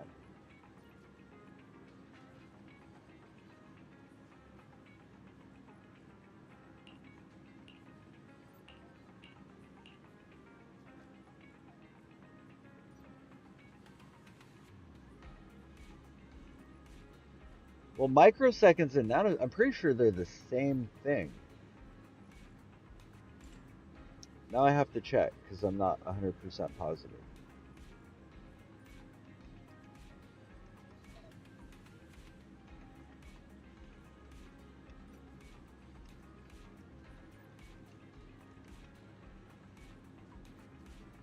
Oh, no, no, no. Okay, yeah. So a nanosecond is much smaller. Right, right. I got them mixed up. 1 microsecond is 1,000 nanoseconds.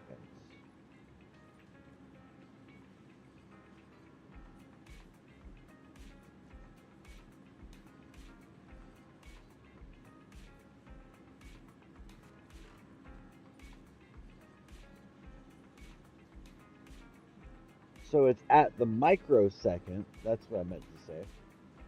It's at the microsecond though that things switch from like being this standard American type, for lack of a better word, 60 and 12 and weird shit, right? It's very American standard, SAE. And then it goes metric right there at microseconds. It's like, okay, now we're gonna start just like using decimals and shit. So it's like sorting by dates, and it's got the slashes, and it's 12s and things, 12s and 60s and 30s. And then we get down into these microseconds and it's decimal.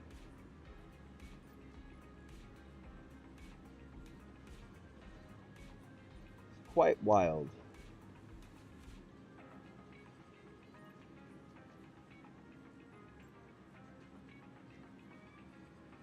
I kind of I kind of agree with it to a point. Like metric works for me measuring small shit. But if I'm measuring big shit, I can't I can't wrap my head around it. Not like American is any better because it's massive shit.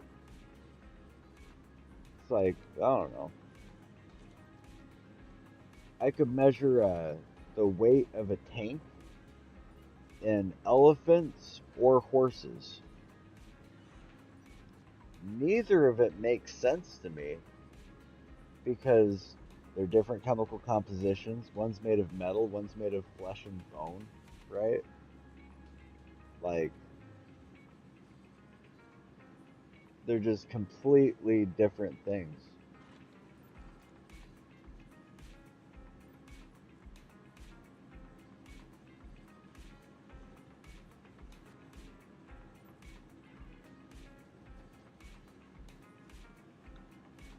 Hang on, let me look up other measurements for distance.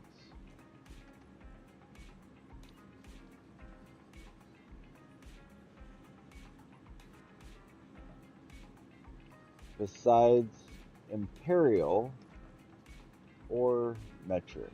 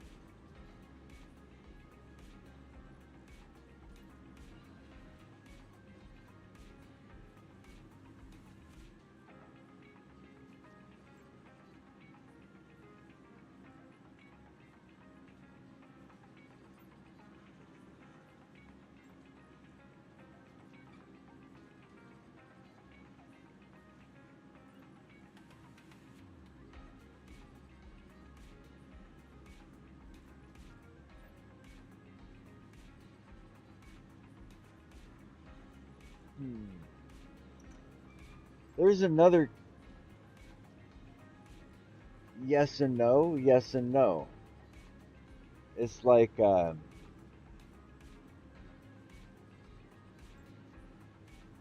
was just looking up different measurement types, trying to find a different measurement. So let's say watts, right? You got something measured in watts, electricity, which is a weird one, but it works for this purpose. You have watts, but it's different hertz. Some stuff is in 50 hertz, and then it's 400 watts. And other stuff is in 60 hertz, and then it's the watts. So like if I pull up 1,000 watts,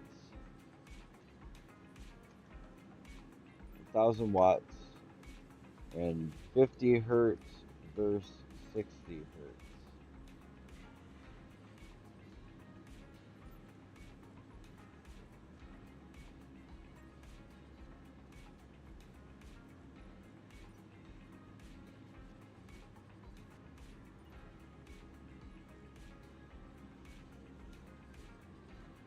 It's the base, for lack of a better word.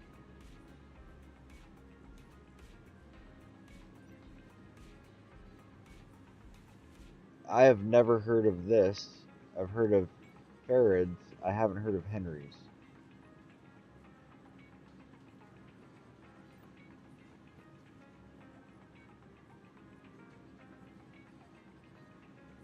Let's say 60 hertz.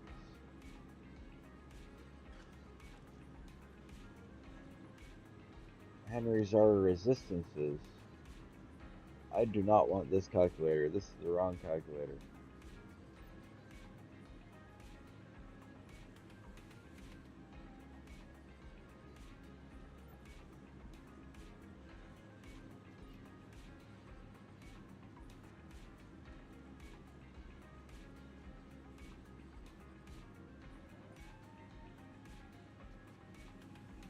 Well, and that's what I mean, right? It's like, it's the best parallel I can find, right? Because like 1,000 watts, I can't find a simple calculator just to whip it up. But like 1,000 watts at 50 hertz is actually a little less power than 1,000 watts at 60 hertz. The hertz is the base, right?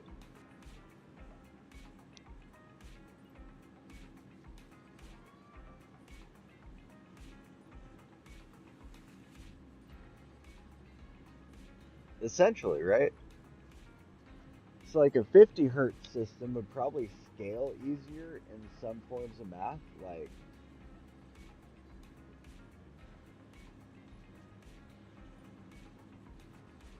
but then not. Because like 60 hertz, I assume 60 hertz is 60 because it's measuring damage per second. And that way, when they're measuring it, it's like, yeah, a hertz is the vibration every second.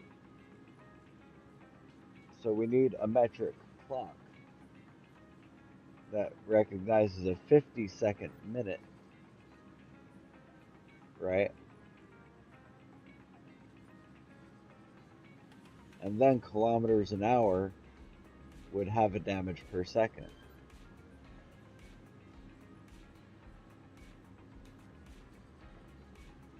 Oh, yeah. Stacking both of them in like the same, inside the same system, you mean, right? As, I know that is, it comes down to like a square is a rectangle, but a rectangle is not a square. Like you can run 50 hertz equipment, and I might be wrong. I'm pretty sure I'm not wrong. I get backwards sometimes, but you can run 50 hertz equipment on a 60 hertz network because there is ample bandwidth to do so. But you can't necessarily run 60 hertz equipment on 50 hertz band in a 50 hertz system because there is not enough bandwidth to power it. And then it gets complicated because, well, it might be too much power for the 50 hertz system or whatever. But yeah, things definitely get complicated.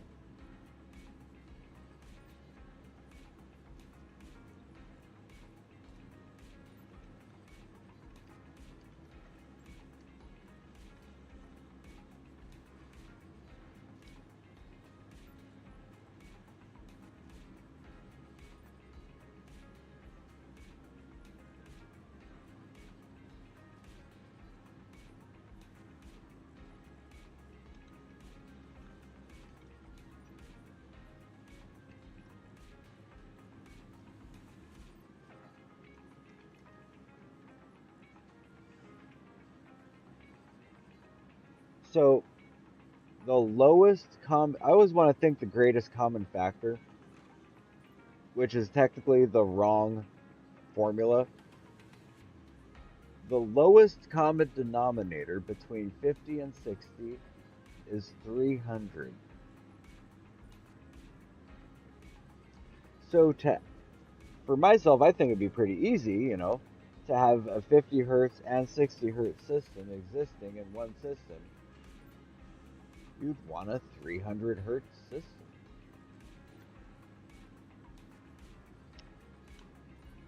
Then there's going to be ample bandwidth on both sides.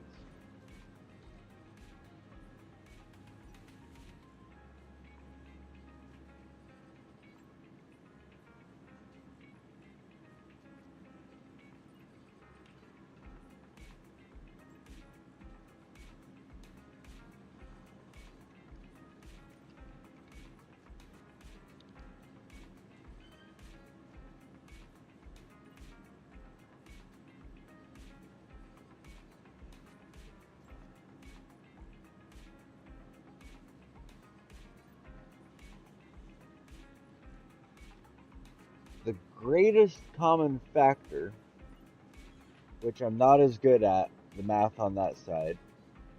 The multiply one I'm easier at, not the divide one. The GCF of 50 and 60 is 10. That's the greatest common factor. So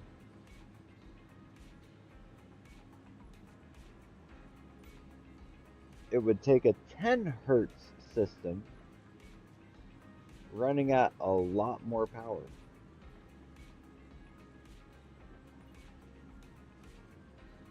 Yeah, things definitely get weird also where it's like it really is. That's why I like bringing up electricity to find like the parallels, you know? Because there is someone smarter than me that is actually deep dived into the numbers and figured it out with a formula and everything at the end of it, you know?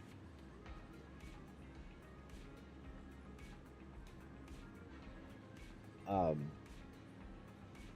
but yeah, I think a lot of the applications vary, you know? Like, it could be said, like, sure, there should be a one size fits all thing, but you I kind of think of the world in like in three scales, right? Or three different bases. You've got like personal residential. Oh, nice. There's like personal residential. It's like small, low tech stuff.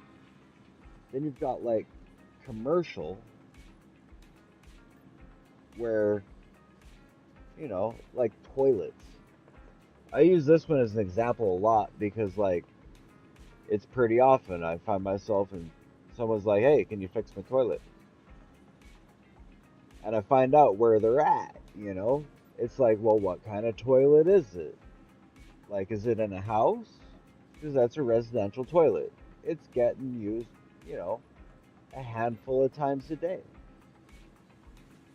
And then you get a commercial toilet in like a place of business that's not being used a handful of times a day. Like Starbucks bathroom gets used a little bit more frequently than your average home bathroom. So everything has to be scaled up. It's no longer like residential can handle light duty stuff. Commercial having you need at least heavy duty commercial grade equipment. And then there's the next scale up is like the waste treatment plant. It's one big ass motherfucking shitter. You would have to weigh it in elephants. And even then, it's still unfathomable.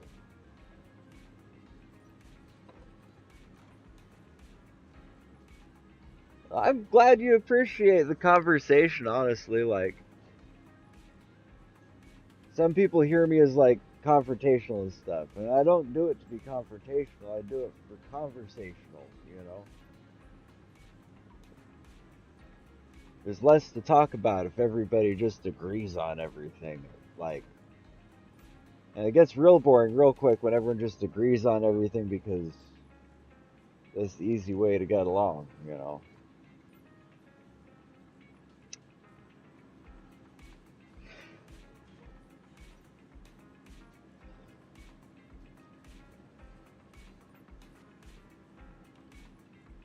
Yeah, it's always a balance, you know?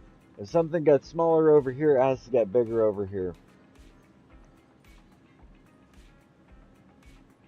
I always try to like find like it's like water is an interesting one. I guess the topic is one of the big things, right? Like or the medium or whatever. Like with temperature, right? The major ones are Kelvin, Celsius, Fahrenheit. If I look at the boiling point of water, it's like let me pull this back up. Freezing point of water in Celsius. I don't have to look it up, but I'm double checking. It's 0, right? So a lot of people really like Celsius because 0 is freezing water, right? Now, if I look it up in Fahrenheit, it's 32 degrees, which I'm used to. I'm used to Fahrenheit because I've been raised with it. The freezing point of water in Kelvin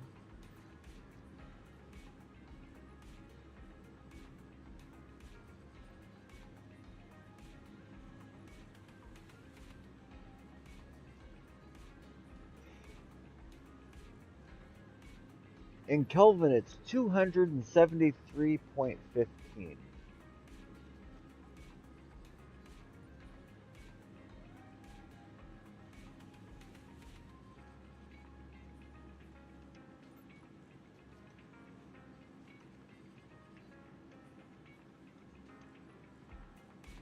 So water boils in Celsius at 100.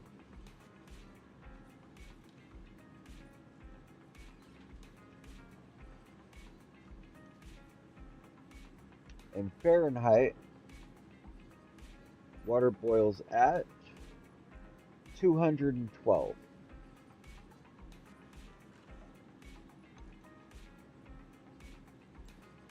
And in Kelvin, 373.2.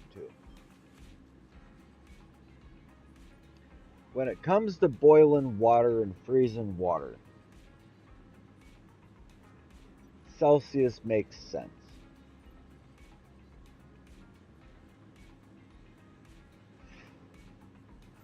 Right? Like, hey, 100, water's boiling. 0, water's freezing.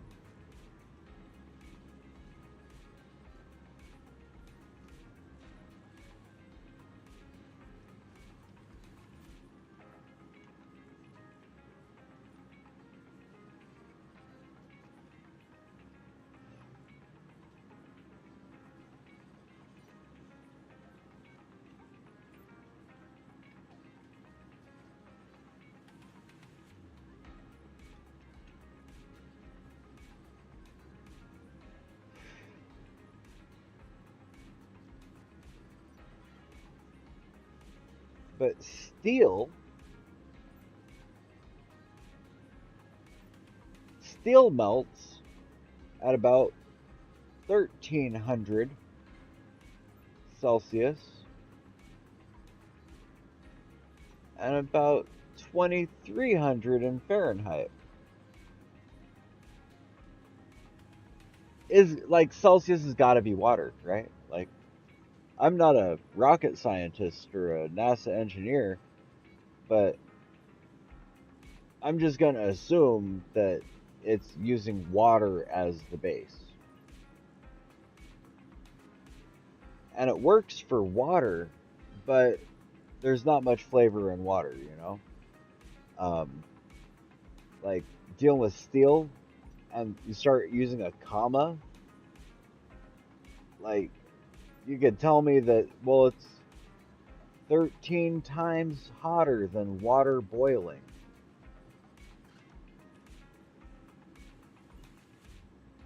I can't fathom it. I can't wrap my head around how hot that actually is. But to someone that works in steel forging, like an iron forge, they know that shit.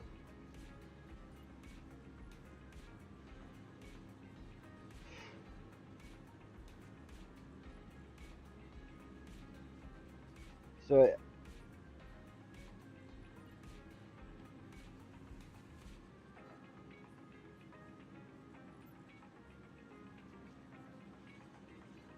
interesting. I did not know that. I noticed they did kind of have a similar scale where it went like 212 to 373. I was like, that's actually relatively, it's off by like, 160 degrees or whatever. But I was like, this a little bit different. Or that's, that, even though they're different, that's strangely similar. But that's the thing, like, I think the base would be water, right?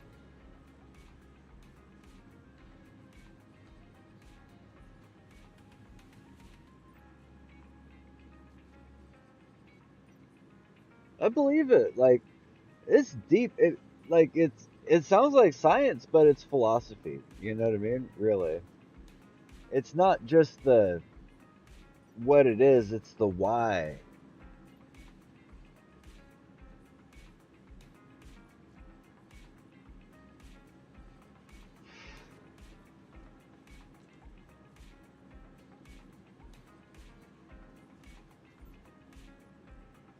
Like, what would make more sense to me would be like, and it's kind of a step backwards to say temperature, right? But like, let's say you're thinking of, for example, like driving. If we use driving as the base, right? Summer driving versus winter driving, right? If it's summer, then, you know, the rubber's sticking to the road, there's no snow, everything's driving at a pretty optimal situation.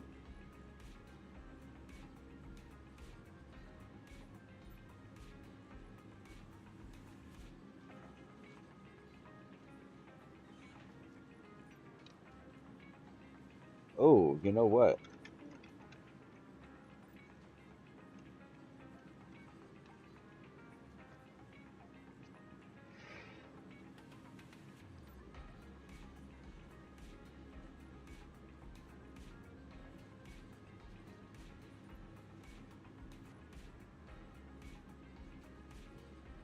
Well, here's a quick thing.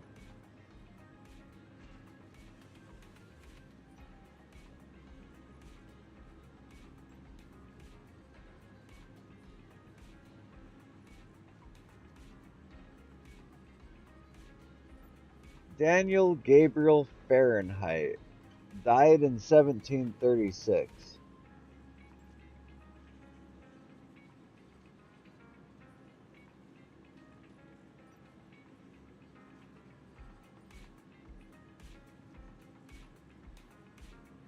He was the Fahrenheit guy.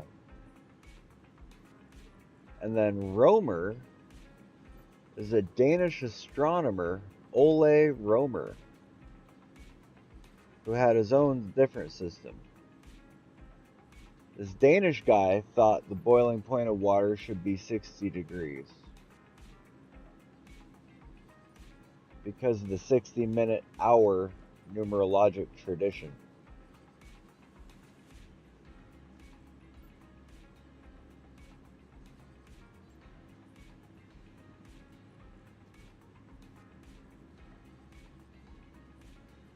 So the Fahrenheit guy took that and multiplied it by 4 to get rid of fractions.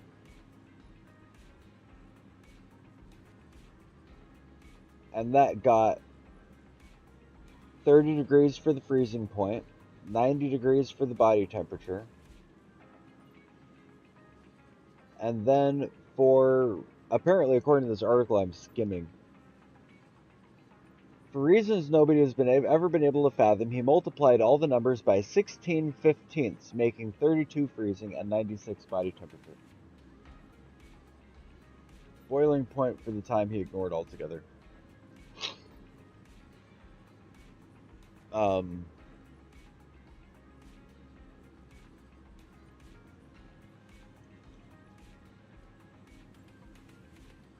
it dawned on him it was going to look a little strange having the 0 on his scale just hanging off in the end. So he cooked up the explanation that 0 was the temperature of a mix of ice, water, and ammonium chloride.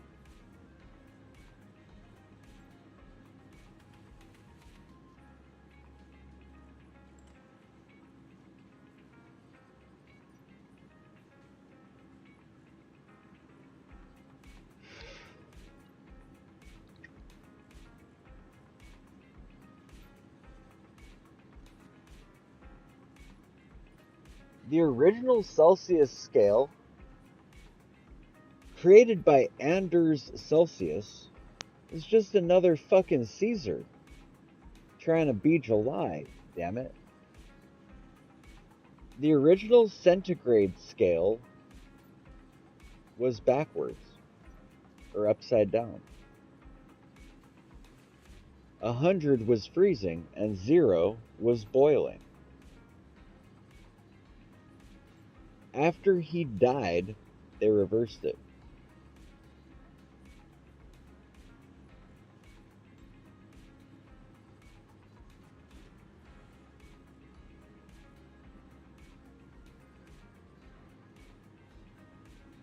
And then it goes on to add a quirky little fact at the end of this article, which is pretty cool. At what temperature do Fahrenheit and Celsius scales read the same? Minus 40. At minus 40, Fahrenheit and Celsius are the same. So that tells me what freezes at minus 40.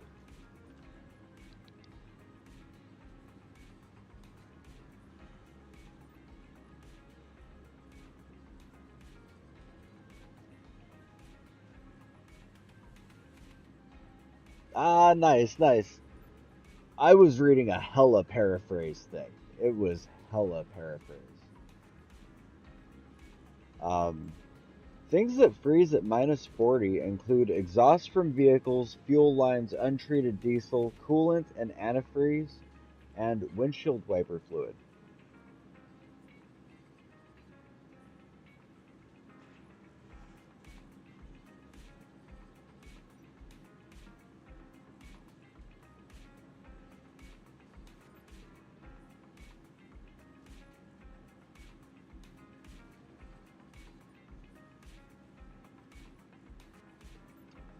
What are you finding out? What are you finding out?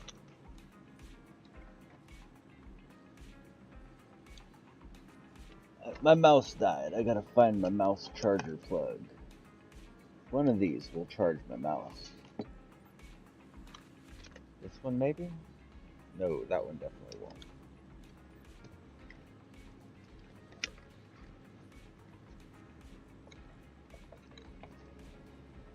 That one won't.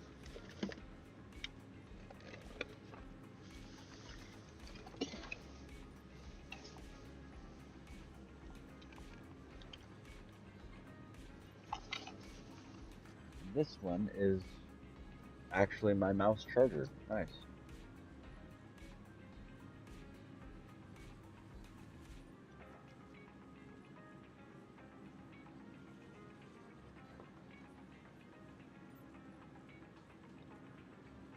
Yeah, it seems like correlated, and that's so much AI and all this stuff. It's like AI based nowadays, you know. Whatever AI thinks first is the answer.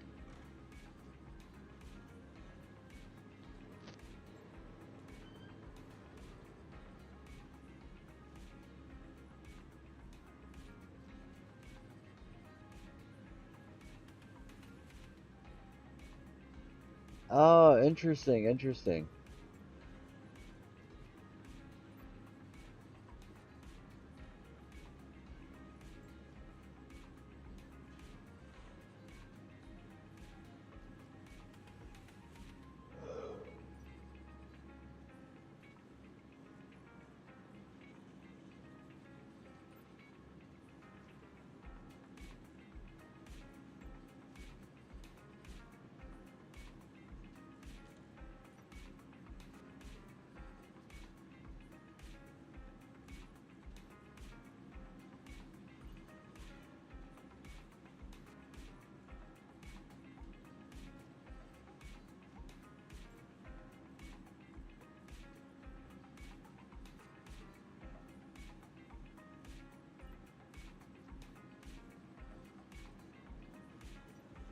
See, myself, if we were using human life as the number instead of 98.6 whatever, I I mean I'm not God, but I would have set it for 100. Live to 100 on a good day.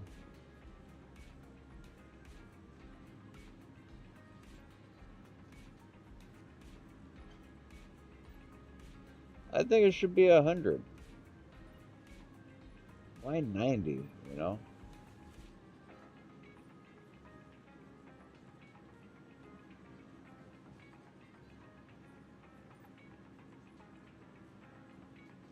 Like, if there's going to be a common base across everybody that everybody should understand, should be, I guess, our own temperatures, right?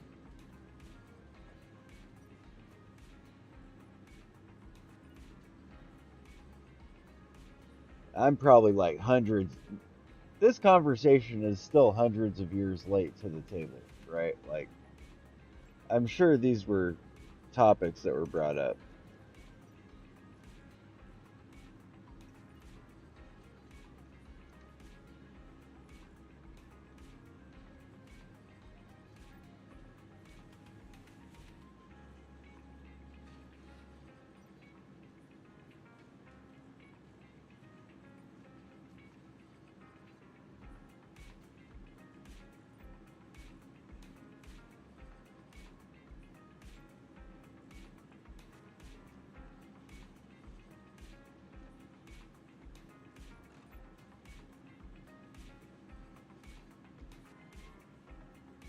Weird.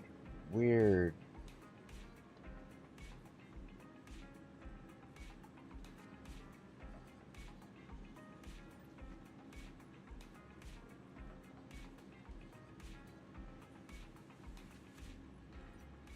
They're basically doing the same thing. They're just finding like common markers and being like, okay, water freeze here, people are over here, fire is over here. It's like fire. That's a pretty good example actually, right? Like fire. Well, fire's got a lot of variables, right? And that's kind of the point. Is what's the central point? It, different stuff burns at different temperatures. So like fire isn't just one thing.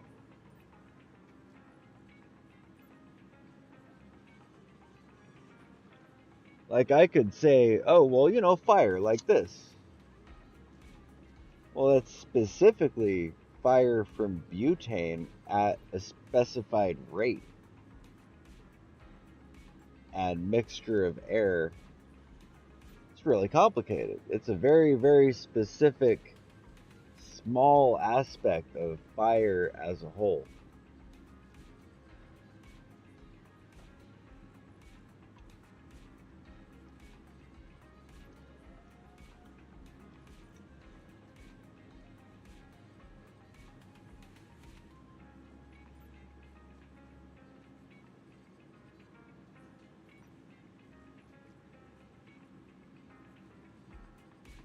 Oh,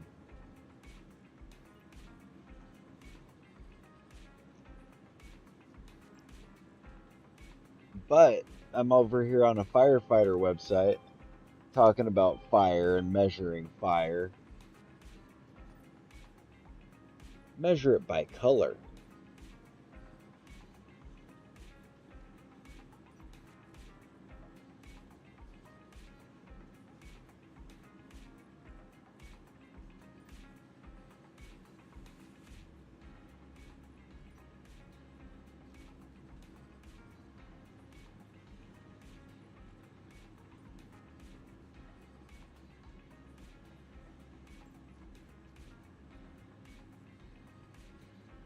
And it kind of makes sense that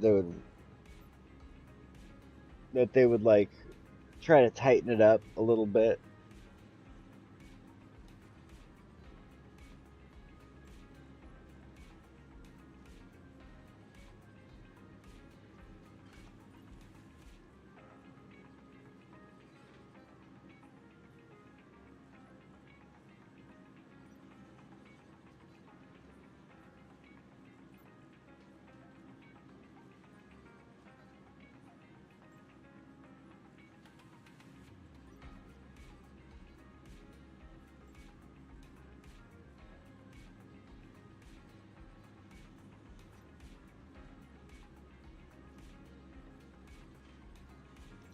The hottest recorded temperature on Earth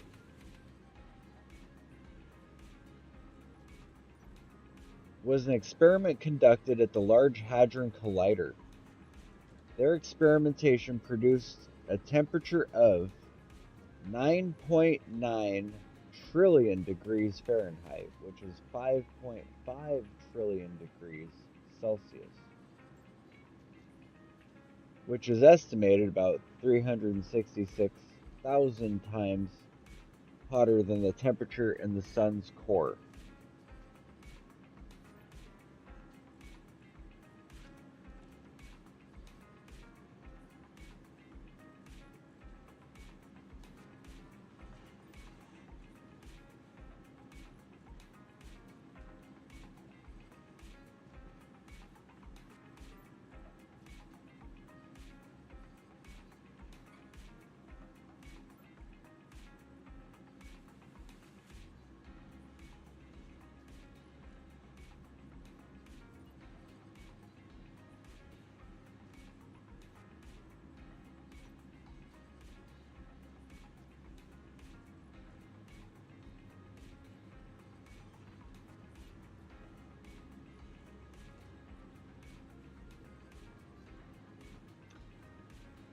I like this.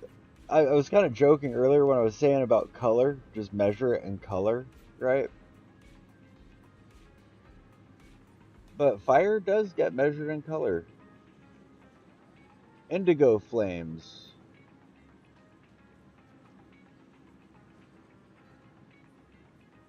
are 3,000 Fahrenheit. Violet is above that. White flames are, or I'll say it in Celsius because you're in Celsius, or centigrade, or whatever. So, indigo, or the hottest fire is violet, which is above 1649 Celsius, or 1650, right? Below that is indigo, which is just below that.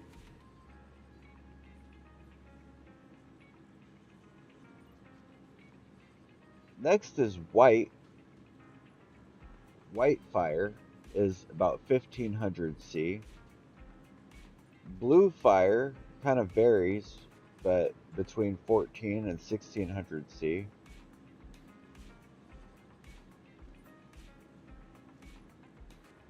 Red can get up to 1400 C.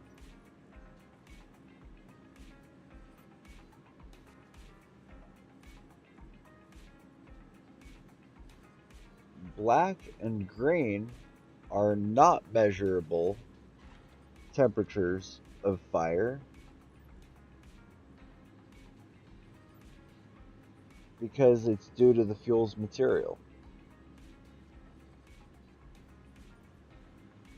It's kind of an interesting thing.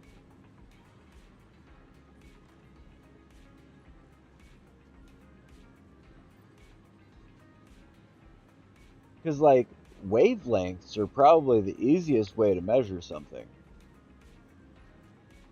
Like, infrared is on its own, like, long, slow wavelength, and ultraviolet is on a high oscillating, like, wavelength, right? Like, that's kind of like what the scale is, you know? It's like you can measure the same thing in two different ways, get two different numbers, but they both mean the same thing. So I've always kind of been under the firm belief that, I shouldn't say firm belief, I've always been under the belief that, you know, things should be measured based on what it is that's being measured. Like, some things probably should be measured in gallons. Like, I don't know. Is milk gonna spoil faster in a gallon versus a liter?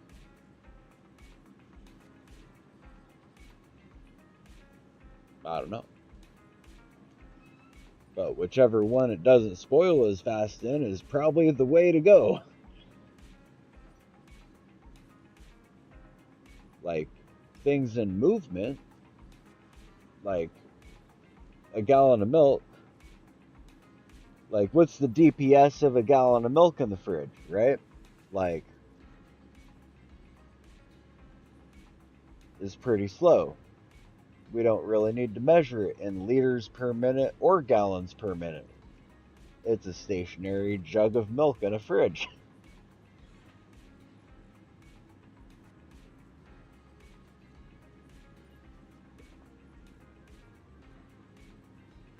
It could be measured in gallons per minute or liters per minute.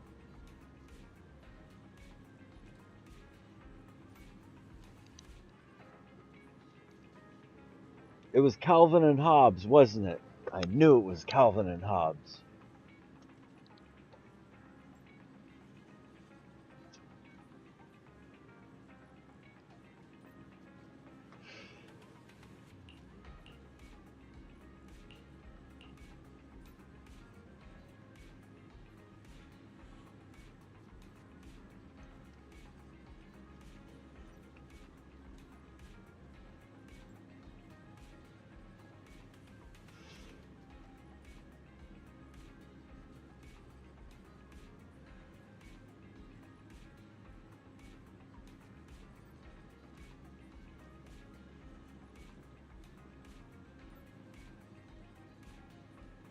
I'm gonna pull up this video here because it's cute. It's not like cute, but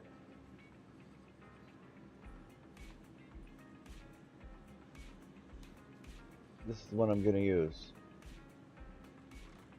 Well, I was, but it won't pop out. Pop out.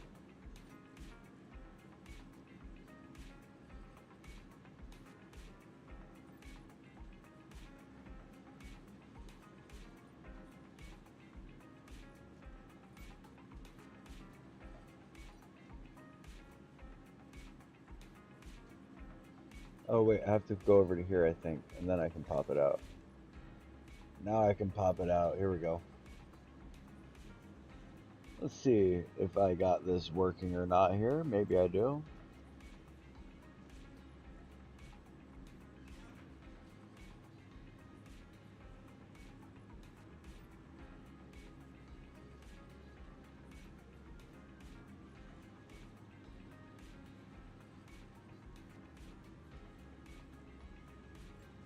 There it is.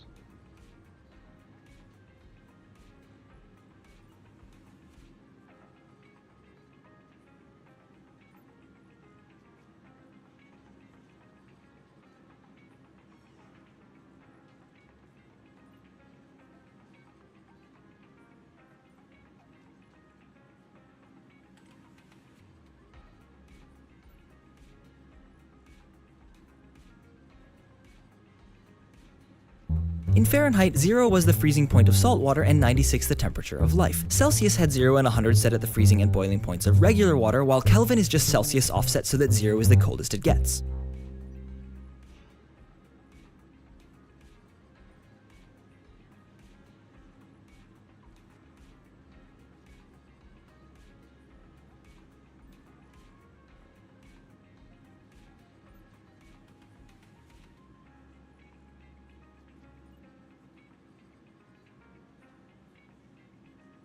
That sums it up pretty good.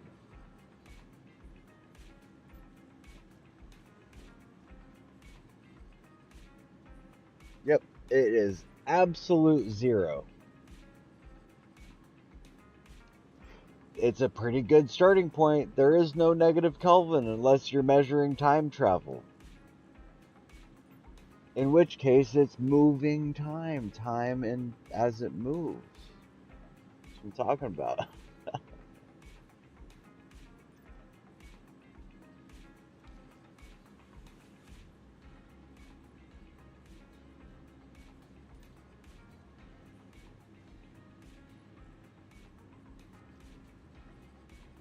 Is negative Kelvin time travel?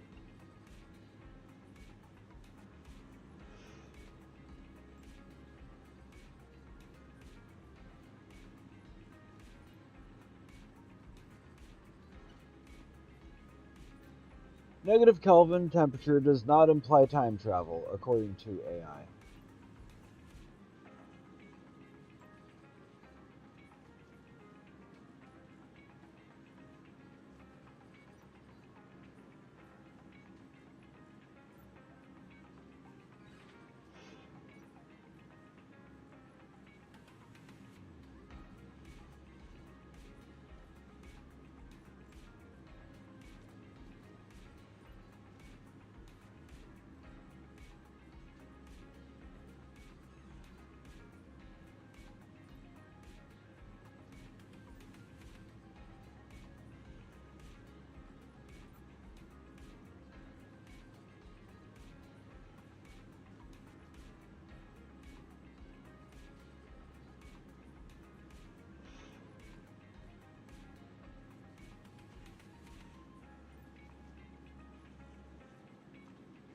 I'm reading a bunch of people yelling on Reddit about why it's not. They're basically just like these long, windy arguments about it's the bottom of the scale. It doesn't go lower than that. This is why time travel doesn't exist, you know?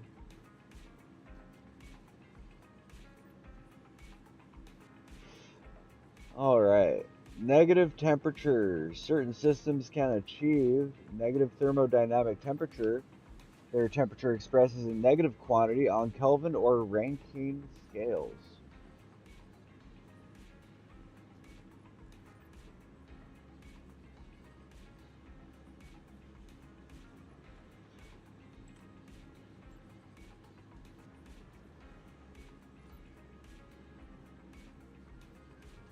Oh, I actually understand this a bit from weed.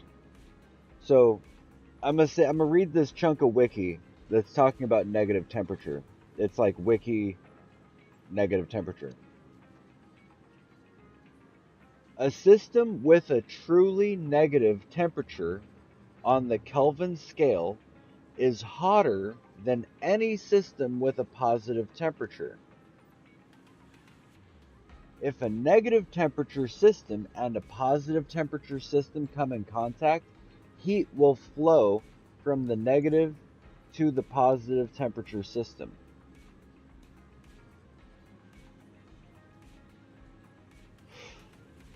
Almost like lightning. Lightning doesn't come from the ground, but it strikes the ground.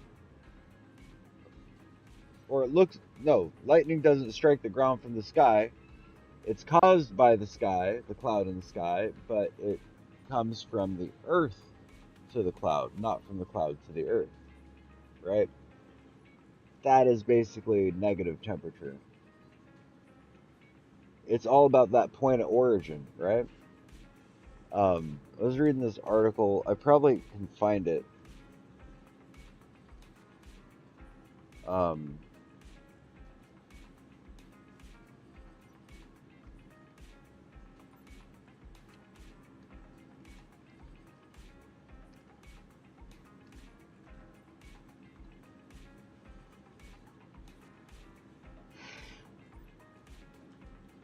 I always refer to these guys. I'm gonna post the link because I think they describe Delta really well.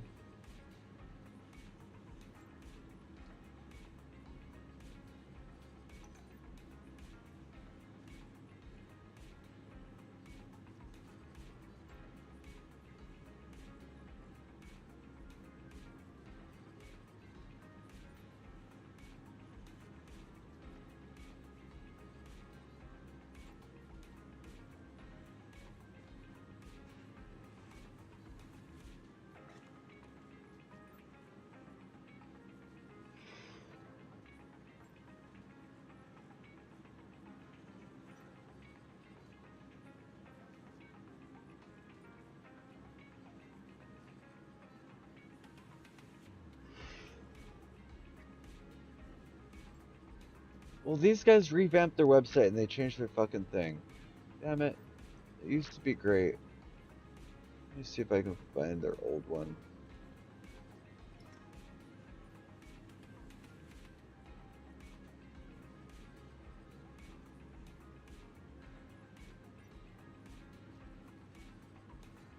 very possible, right?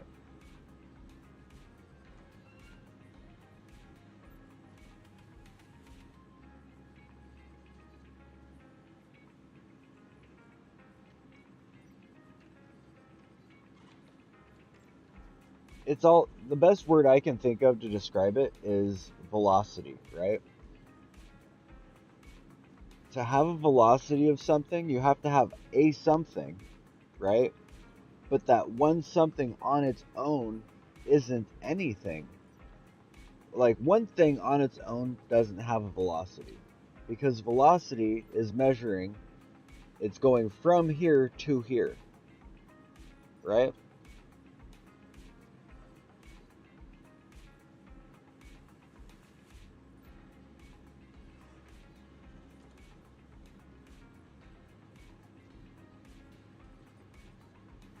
They used to describe it so well. But basically, like THC delta 9. This is how I learned about it. THC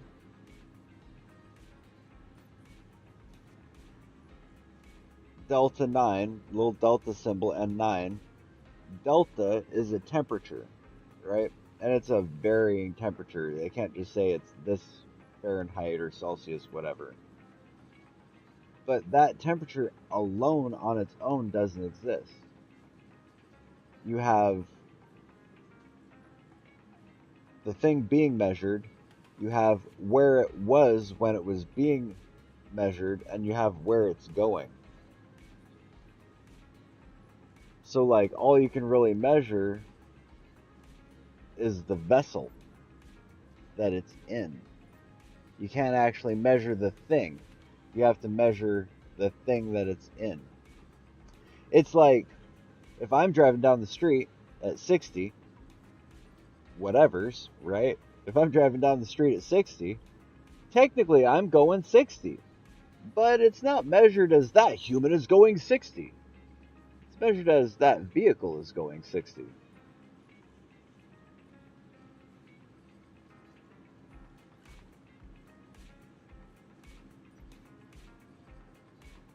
But if I measure it in RPMs, it would depend on the wheel size. It would depend on the transmission, what gear it's in, right? But those RPMs basically would vary like what's the wind? Is it uphill or is it downhill? Because then those RPMs are going to affect the speed. So it's all about it's not so simple as just the one spot. It's the journey. It's always been about the journey, you know?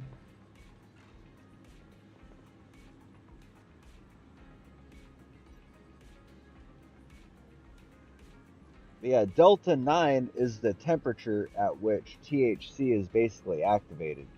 If you smoke THC and it doesn't get smoke pot, I don't know if you smoke pot or not, I don't want to offend you. But if a person smokes pot, right, and it's not smoked hot enough, they're not going to get stoned because that THC hasn't activated. It has to be a certain point. And if it gets too hot, if it's too much heat, then it destroys it. So there's a sweet spot where this THC molecule undergoes a chemical reaction, and there's a sweet spot where it's good and can get a person stoned.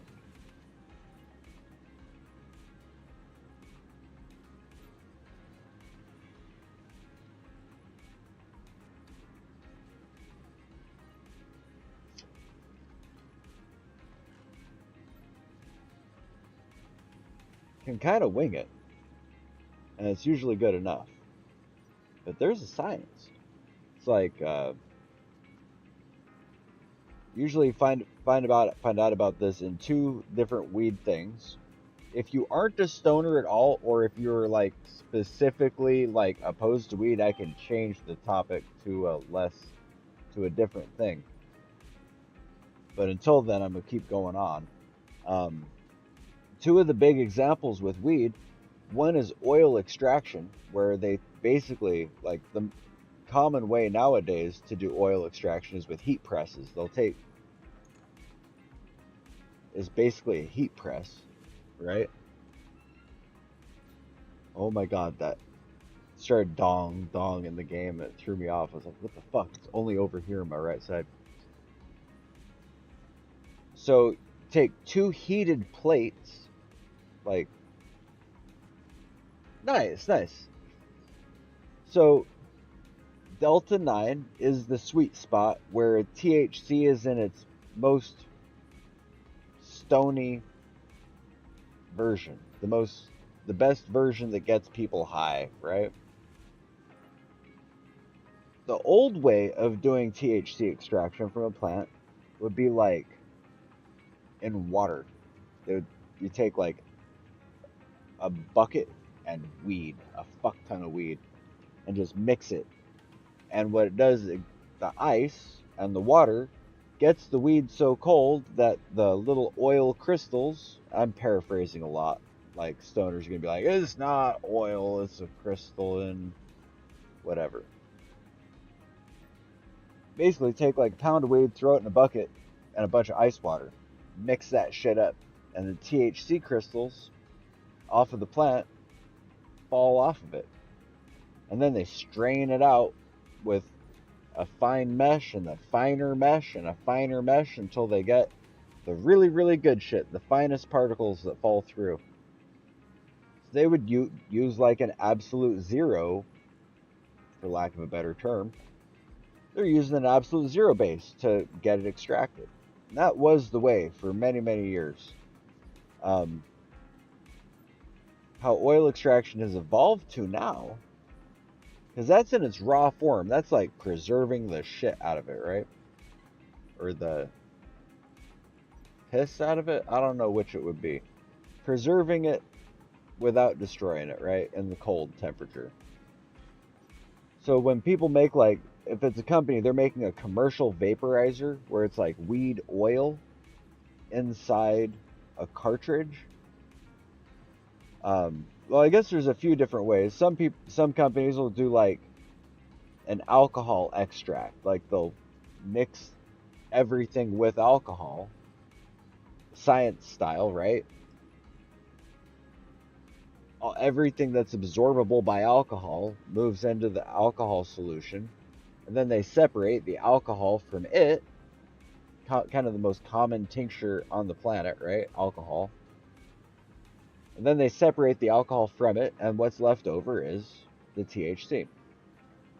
Also, butane is also often used. This is also in the cold sense of it all. But butane does the same thing. It strips all the crystals and oils, all the THC from the plant. It just strips it out. I guess it's cold. It makes the particles smaller long enough that they're able to get out of there. But it's not activated THC in that way, right? So if you took like a nug of weed, I have a nug of weed and I'm out of weed. Got a little bowl. If I took this nug of weed, it's just a little nug. If I took this little nug of weed and I ate it, it would do nothing but taste kind of good. But it's not going to get me high. It's not going to get me stoned. My body's not really going to be able to process it.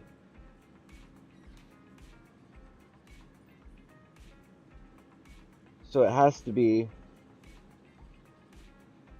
the term they use is activated, right? It has to be brought up to a certain temperature, basically like chewing your food. It breaks it down so that your body can then break it down. That's how I kind of, how it makes sense to me. It's like it breaks it down into a way that's digestible. So heat plates are kind of a new thing with technology. because we have the technology now. What they'll do is they'll take basically like a, what do they call them? Like a hydraulic press, right? Like smashing stuff. It's basically a small heated hydraulic press. They heat it up to a perfect temperature and compress it. And they compress the oil out. And what this does is it activates it at the same time. It brings it up to this temperature where it's ready to be smoked.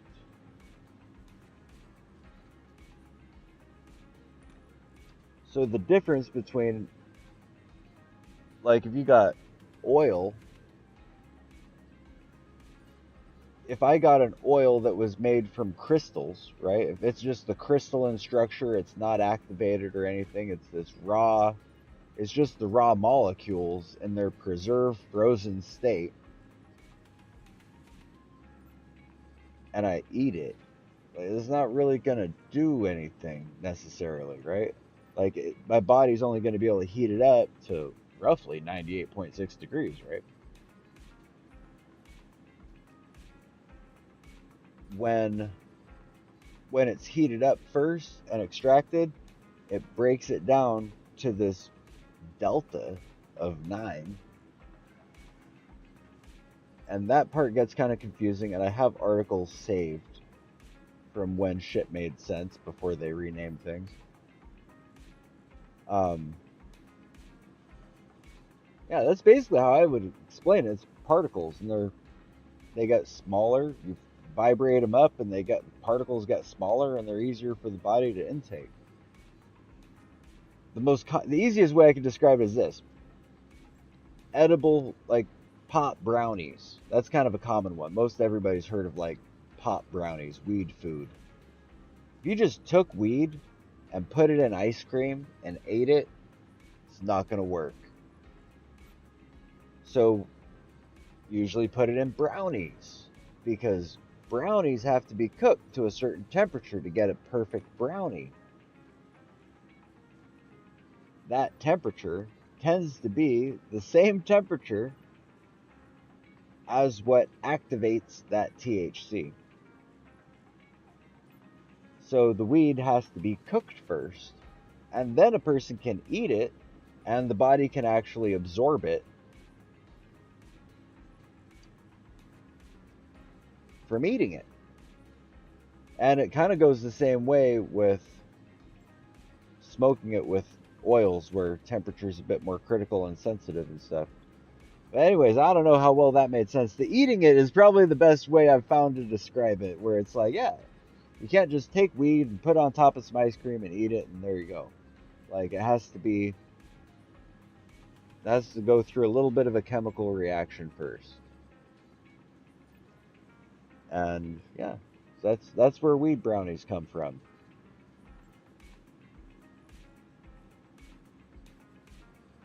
If you burn the brownies, if you get it too hot, there's two sides to the scale, right? One is it's not cold enough, or it's not hot enough, it's too cold, and it doesn't get released or activated in that way, right? The other side of the scale is if it gets too hot, it destroys it. It undergoes the full chemical reaction to burning, and it becomes I guess it becomes a carcinogen at that point. It's just practically a carbon matter, right? That's one of the really fascinating things actually about pot, is like good oil, like weed oil is like, weed oil used to be hash. Back in the day, weed oil was hash. It was a bit more crude. But like weed oil like this is weed oil right here. It's just oil. Try to get a big old dab of there. It's hot as fuck in here right now, so it's moving very easily. At night, this shit is, what do they call it? Like, it's almost like a Newtonian fluid. At night, this shit's hard as a fucking rock. Just at night. When it's cold out because it's night. You stab it, it'll snap. They call this stuff specifically shatter wax. They make it they use a butane extraction process to make it. But when it's cold, it doesn't have to be freezing, doesn't have to be zero anything. It'd be like 60 Fahrenheit or whatever that is in Celsius. Above zero, right? And it'll just be solid as a rock. You can't do nothing with it. You gotta put it in your pocket for a while. Let it mellow a little bit, you know? Anyways, if it gets too hot, then it's just burning. And that's not actually what it's supposed to do. The interesting thing about weed, and specifically like purified shit, is it burns carbonless. Like when it does burn, like I wanted to say a carcinogen, like a carbon, it burns, but it doesn't actually burn. It vaporizes. I mean, it'll burn when it burns. It'll like light on fire and stuff, but it is carbonless. It leaves no real residue. The only residue that it will leave is the impurities that are in it. Anything that's THC in there, totally soluble. It's like super soluble, basically, right? Like the body can soak it up. The air can soak it up. It's not doing much. It might move from here to the ceiling or something and leave a sticky spot on the ceiling if I blew oil rips at the ceiling long enough, right? But it's not gonna leave anything that, unless there's something in there that is like a stem of weed or something, right? Organic material, that's gonna leave carbon. Anyways, so yeah, good weed oil should not leave any residues or nothing. It'll just be completely gone, except for the impurities that are in it. So it's almost like gold, right? Like trying to measure these things. But that's why I think, like, I don't know, like gold is a good example. You know, a carat, right? How many carat silver? Here we go. This is exactly what I wanted. Silver is not measured in carats.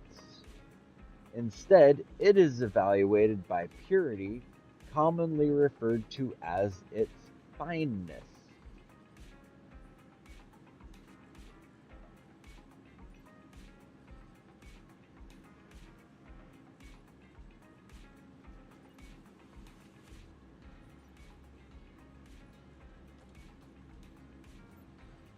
Pretty much, essentially. I think essentially. I'm not 100% on everything. I am a stoner. I don't know all the details. I don't know if gas would even be the right word. The sweet spot isn't burning. The sweet spot is in vaporizing, which I believe would be a gas form. But then I'm not sure, because in the burning process of chemical reaction fire, the act of burning is separating the gas from the solids. So anything being burnt turns to gas. So I guess technically it would go 100% to gas without needing, I guess all of it goes to gas. Yeah.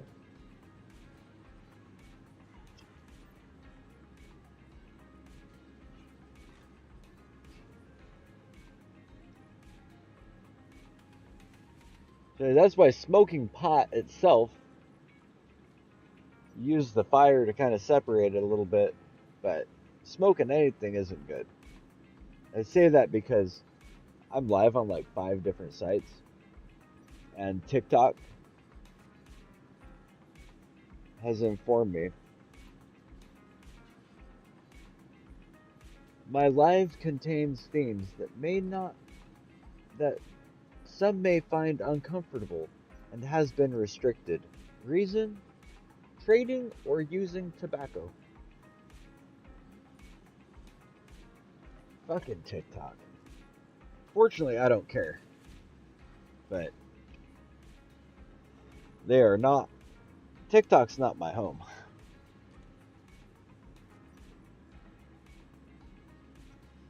I am glad when I see that though, because then I can smoke casually. I try to like I don't like cup my smokes and stuff, but like I do try to. I'm a little bit more conscious of it when I'm on TikTok and I'm not restricted. Like I try to keep it in the ashtray or something. Try to keep it off the camera, not talking with it like a microphone. Well, you know what? On YouTube, I need followers first for that.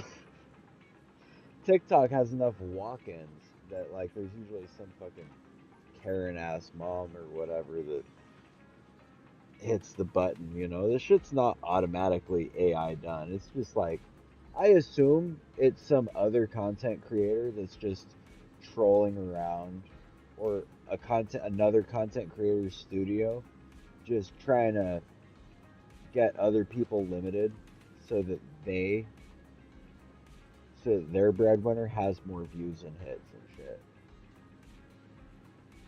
Not like I'm paranoid, but like that's kind of what I've seen the world is. It's just how I see it.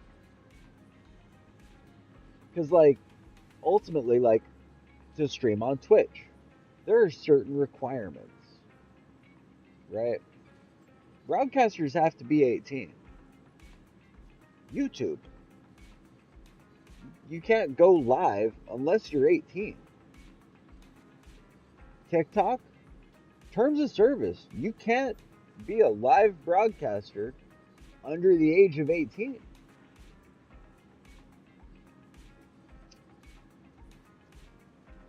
I do live in California where the smoking age is 21 actually.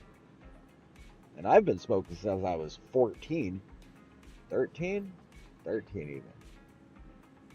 Which is 13 to 23 to 33, and I'm 39. I've been smoking for 36 years, not counting like the 2 years I quit.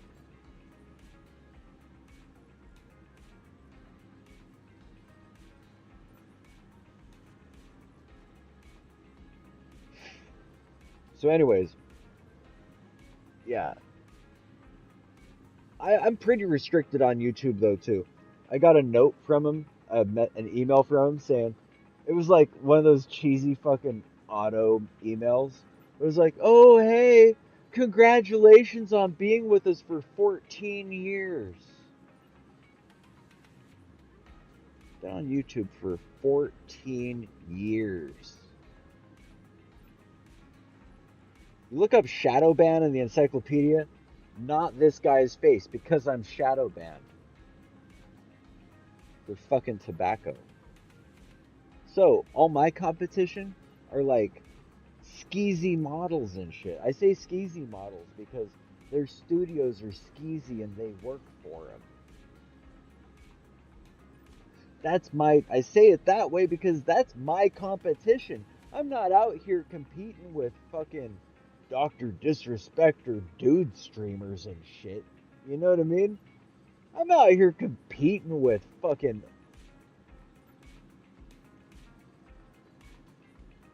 fuck models and shit.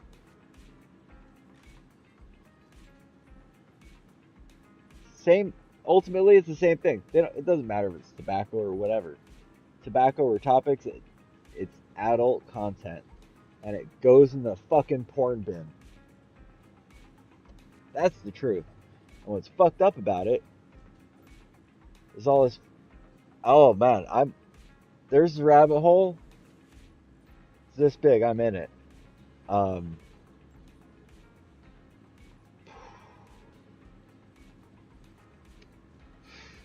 I almost talked way too fast there for a second.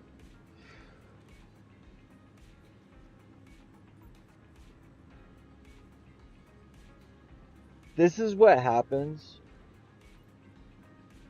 when incels run the world to abuse people. Specifically hold back people that they see could be threats to them. Threats to their industry, their corporation. The real paranoid motherfuckers are them, you know?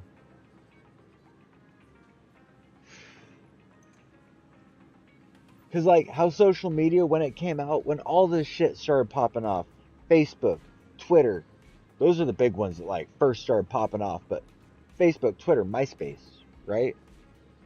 I could try running it further back, but like we're talking IRC, AOL Instant Messenger, Yahoo Chat back in the day. All these things have always really done one thing, and that's take people, well, take everybody, and bring people that are similar more together.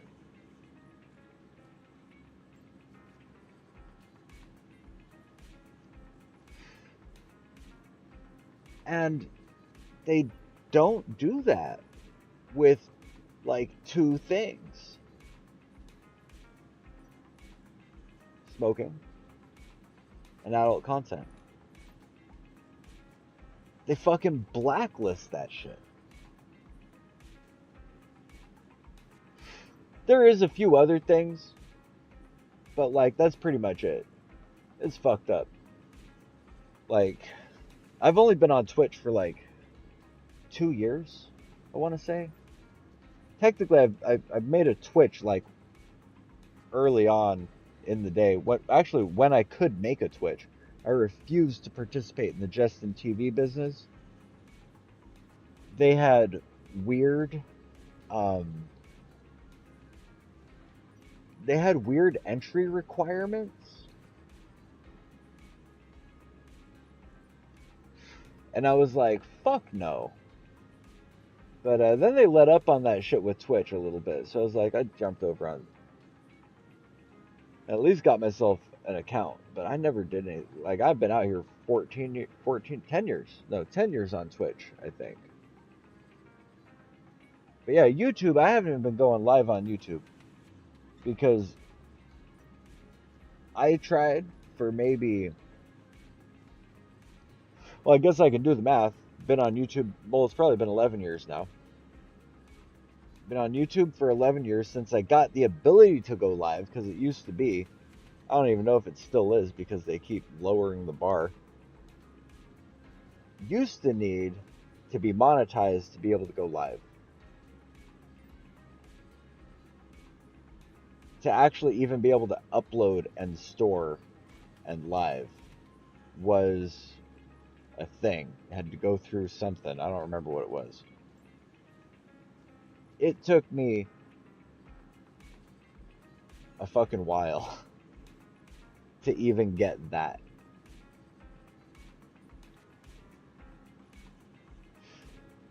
And then they changed their fucking terms. Like, I had ads rolling on my channel. I worked on it for like 4 years, I want to say.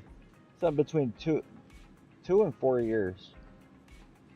And I got monetized, and then they changed their fucking shit after like less than a year. It used to be 200 subscribers. And then they changed it to 2,000 subscribers.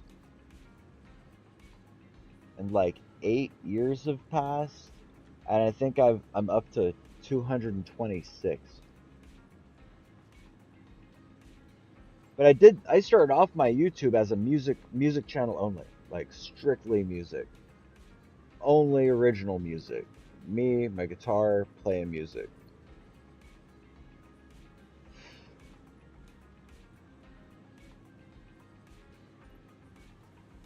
I was like, I don't want to not be live unless I'm fucking dancing like a monkey playing a guitar or whatever. You know what I mean?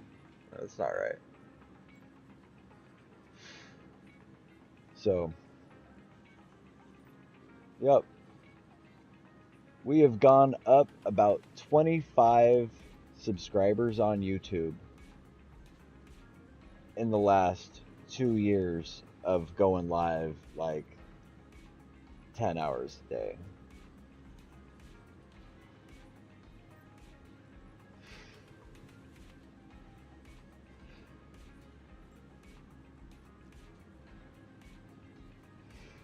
And that's fucking crazy to me. I'd have to check, but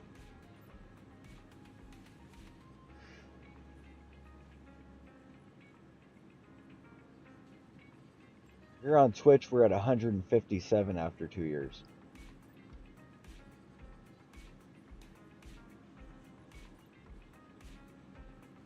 And that's fucking wild to me. It's coming up really fast. I mean, a lot of part of that is because of gaming and good games. Insert promo material like Zenless Zone Zero. Zenless Zone Zero. With Nicole.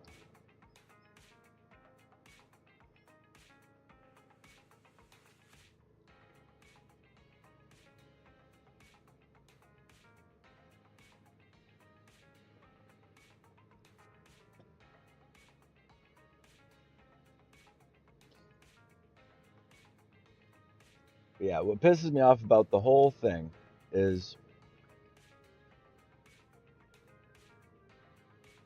I quit smoking actually for like a year. It changed nothing. Changed not a damn thing.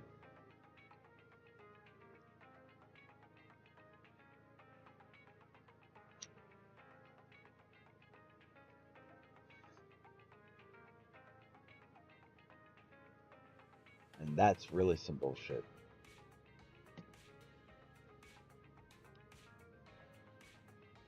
So, yeah.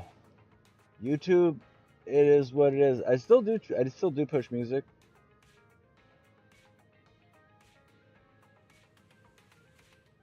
To be fair, I haven't even been trying, but I'm still kind of pissed off because they never paid me for the fucking ads they ran on my shit.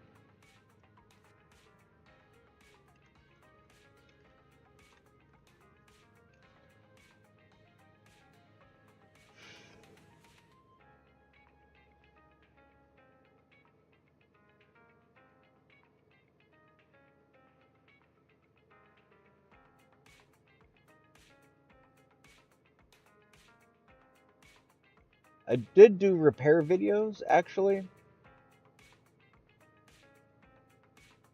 And I got 36,000 views on one of those, which just really kind of pissed me off.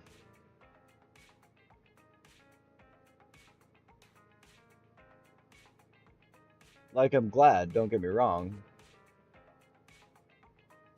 Like, that's a lot of fucking views for a video 12 years ago. It's not bad for just like some homebrew fucking repair content. That's good shit.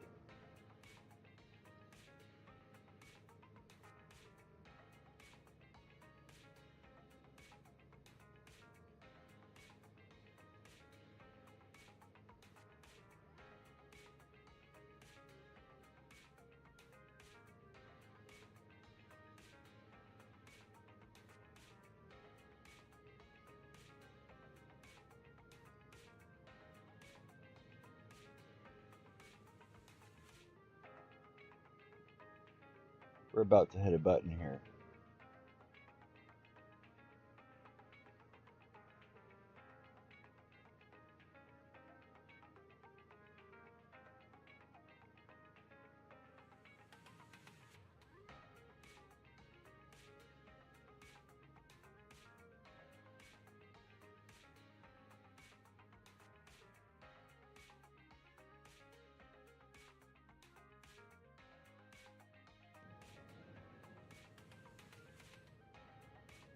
Even with Suno AI music, 37 views.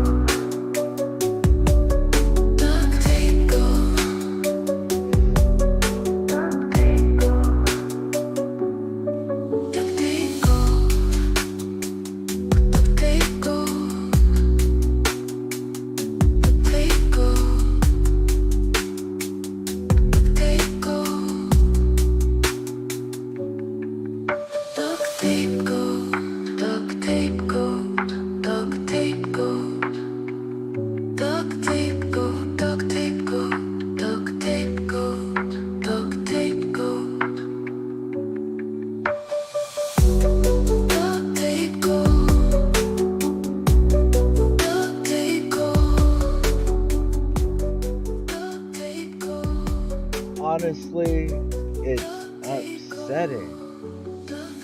37 views. After like 6 months? 5, 10 hours a day. I'm shadow banned. It's not paranoia. This is fire right here. This is straight fire. This is the result of training AI what the style of Duct Tape Goat is. This is Duct Tape Goat in the style of Duct Tape Goat. Name the song Duct Tape Goat. Lyrics Duct Tape Goat. In the style of Duct Taped Goat.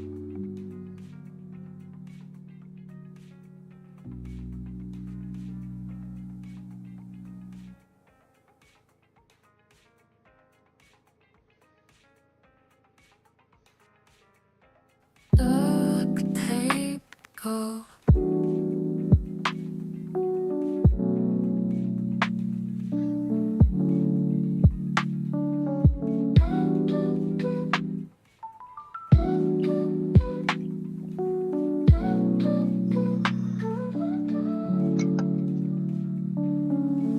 Tape goat, the tape goat. The tape goat. Duct tape goat, the tape goat. Duct tape goat, the tape goat.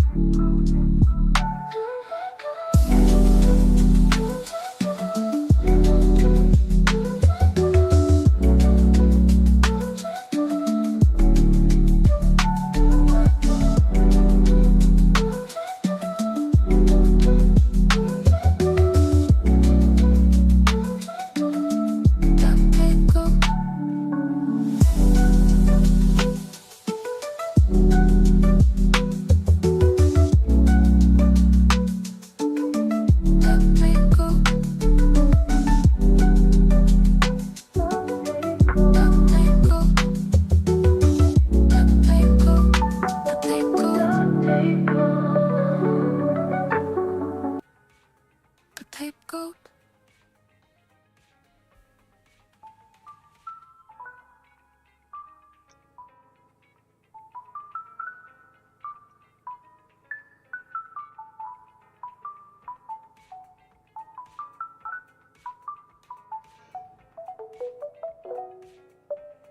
Tape goat.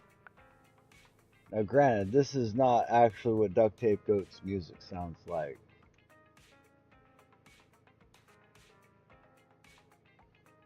But if I was to do an R&B song, that's about how a Duct Tape Goat song would be sounding.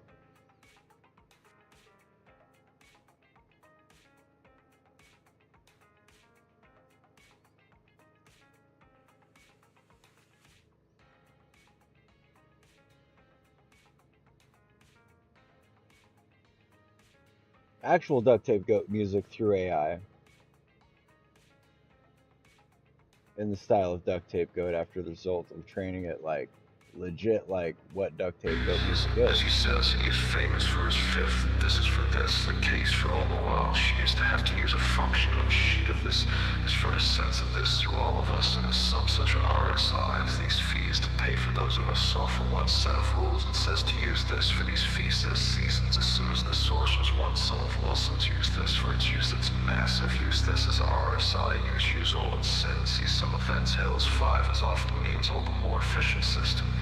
He says, it's said in some cases, U.S. use session of the eyes of these things for losses, as since his cases that if she could still see him, if she often have cases of sales of Wilson's of this as a sense of two, as if of this case you have the film, is that if he adds that these people have often taken no more than if the shoe store shelves, that some of the office was then consist of a set of us one sees, for as long as you see one of these or the size of a use of the issue here is some of them you have a use one of those says, as always a song says he is for you, have to use these monkeys, some of those use of these bits, and was this guy, is that we will speak with this, will be issue 5th and 6th in the work, since the move from state has its own house with songs, as the lawsuit says you spend less than 56.54 5 US use of the song from film opens some kids, it says he spent 4 days, this means that she says a son use of the valleys and means of some of which he or she work of a row and have the size of an infant. Says she sees some form of 15, 14 seasons. She was incensed and hosted the rest scenes for its sin songs. A half of those initial was safe when winter's off in their spaces. The city is offering his views on its own use and some of the rules for its work is how some of the school has one sees all seeds, or in some patients who have lived in this phase of the men for the song is called a sense of thinking said for 5 years before he is on one species saw man as quick as she says she wants his 2 kids as all the old info fee for its sin is used to the faith of this year's pace and saying that the song they said all she has such issues as to watch for is to you should see some results of those issues as most is for a fifth of this is a song set a song on 2 sides in some such a case as seeds and years of these have some holes in each of the issues once this is for this stuff is who is the fifth and this is a new setter says the mean is the setter says the mean is that it's not as he says he's one of the single largest known as if it was some cases and then for those of these kids come from the fifth that he is some of these issues he even who's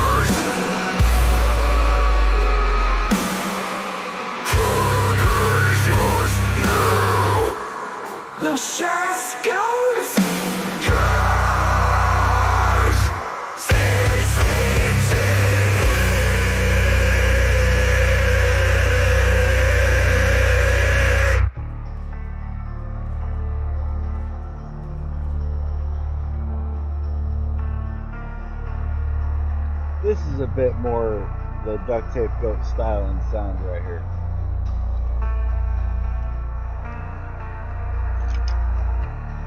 AI, of course, programmed to do some duct tape goat style.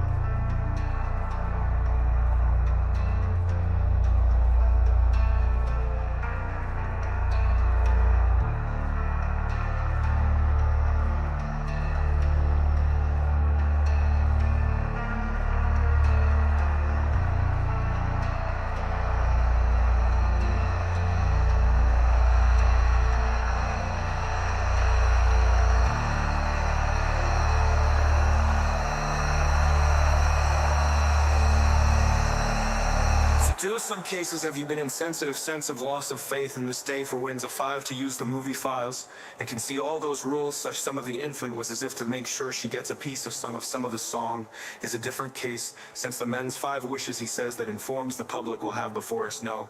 If you may see a menu set for each of the lead of the lives of our shoes of cells as if it means he was often as we move in and he is a key. See some 55 will see files as this case. Heath can be used for one of the shows as a whole bunch of us have been some say in his match for feet. Or she will mean that all is the one for its early use of all of the me. One show to show he says of his is a RSI of 47 of the day's event was called as an issue on the 4th or 5th. Of these are all using this man here is that we face in the defense is that she was a more pieces of music with such a safe as CEO of the song of the work of such statements as Smith of an inch the song such as much as is. His son says of his friends, he's his. This for the faint scent for raw wave of ski and blue shield of some of its one who is all for him. If he says he as often as the work that was done with his wife in CQ, he will have its own in the song for the Philadelphia. She's often sees this, misuse her fees will go because of size and a safe zone. In a sense of ease, of use of a base, of all its case, they have made some shots in the rules. In these cases has been some of these songs of love is a base for 268, just for its use of say, for love is the moves will use. This is the same force since he wants, it's for some sense of fun. For kids these days he sent his face was he says he takes them. Who is singing to develop as an announcement of the file? Who has often been in his house was for? Says she wants to see you all for what the song was for. One thing that's analytical therapies for states on each of the songs was 4 and 7 cents for you as companies use some seasons. Use for the events of some of us all of his house for the season. And see all these must use, but use the size of scenes of his office will fight for the who leads a sense of smell of its arms of his reasons. For some cities want evidence as if this is for in some of the songs 65 cities Mr. Spence said that he was often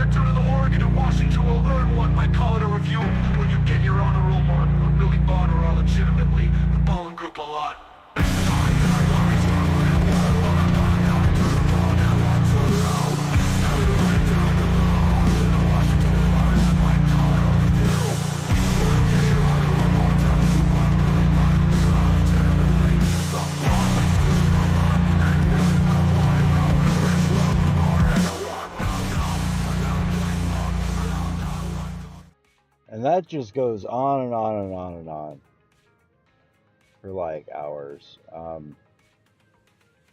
Yeah, it's like that 8 views. 8 views in 6 months, that's rough, you know? Should be further, should be further.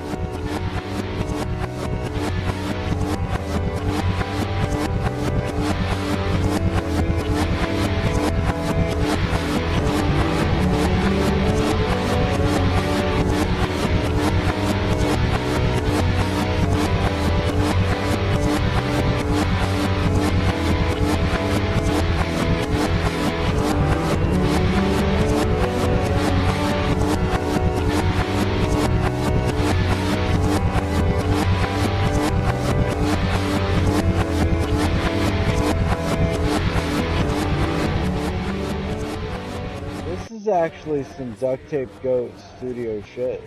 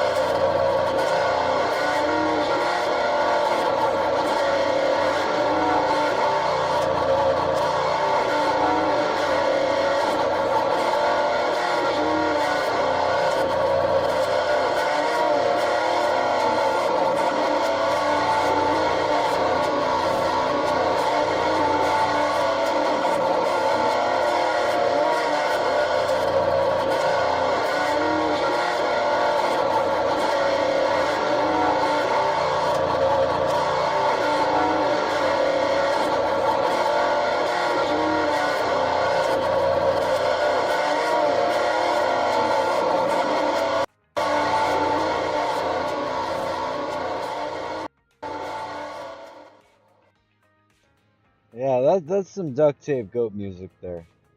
That was a long intermission of music.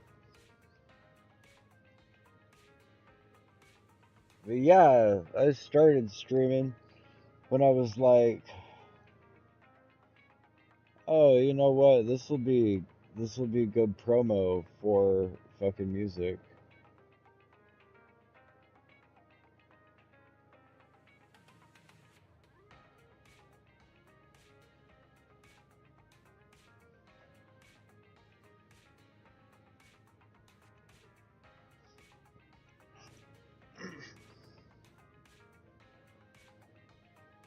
But then music was like the only reason why I was gonna go live. Well, that was my reason for it. Just wanted to go live. It's like, well, I got this. So, yeah. Then I was like, sweet, I got it. Streaming. But yeah, there was a point a couple years ago where I was like, fuck, man, shit's just frozen, you know what I mean? I tried so hard to just be like sacred fucking music channel, you know? And the only thing that gets any views is some fucking repair videos shot with fucking phone, you know? So we stream the gaming.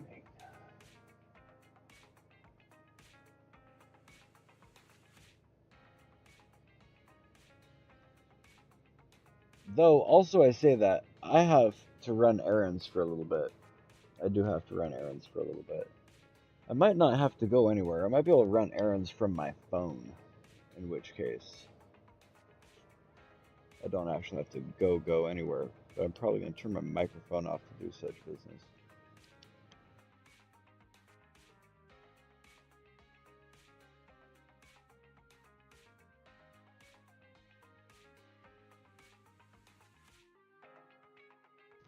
I mean, I guess I'm not there yet. But yeah, such is life, you know what I mean? Just gotta promo the good shit.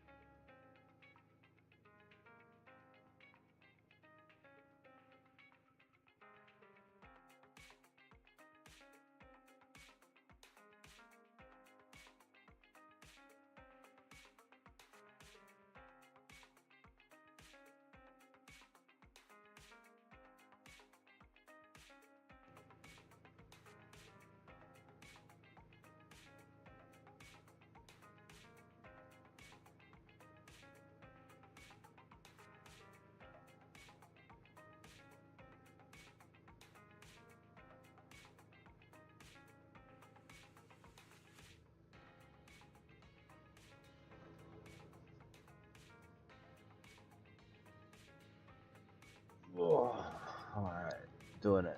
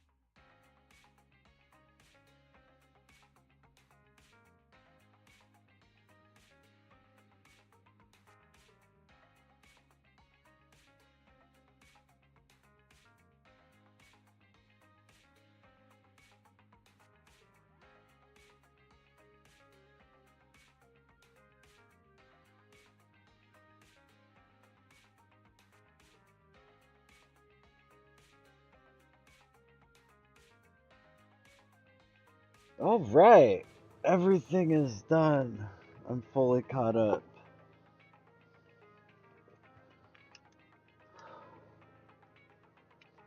We did it.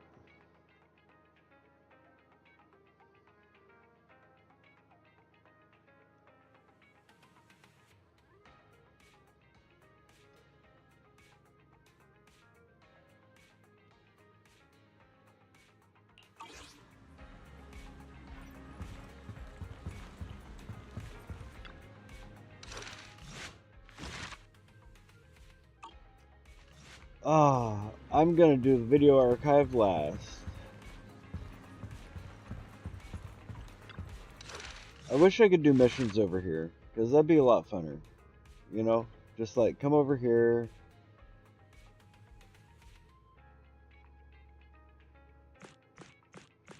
Roll through which episode seems fun. Be like, oh yeah, I'll play this one.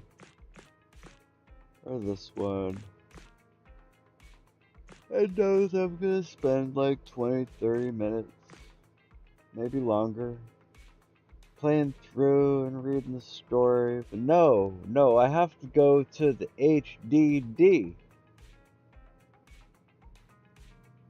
May as well go to the damn VOD and watch it, you know? Shit, you know what? I should specifically fucking record all of them. Just like one big fat comprehensive playthrough on like the trial characters. Possibly if they can be adjusted for their intended setting and hardness, difficulty, and loadout. That would be sick. That's what I want to do. I want to be able to be like, bam, we play in this mission, we reading all the story, we do the whole thing, just hit go button, let the whole thing go through.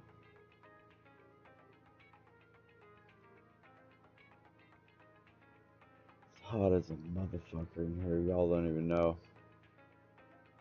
It is cooking.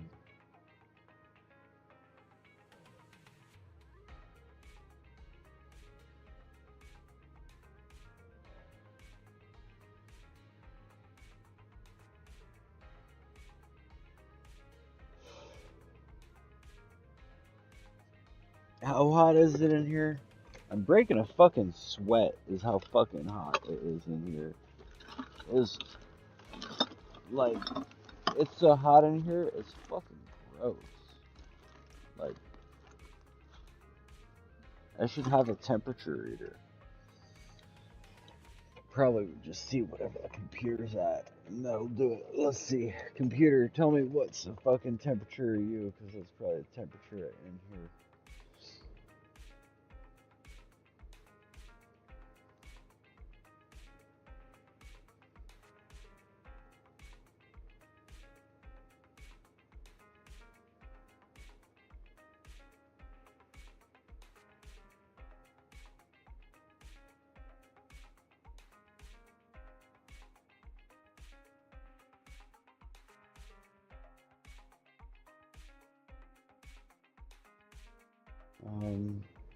I guess it's not a thing, so we're gonna go.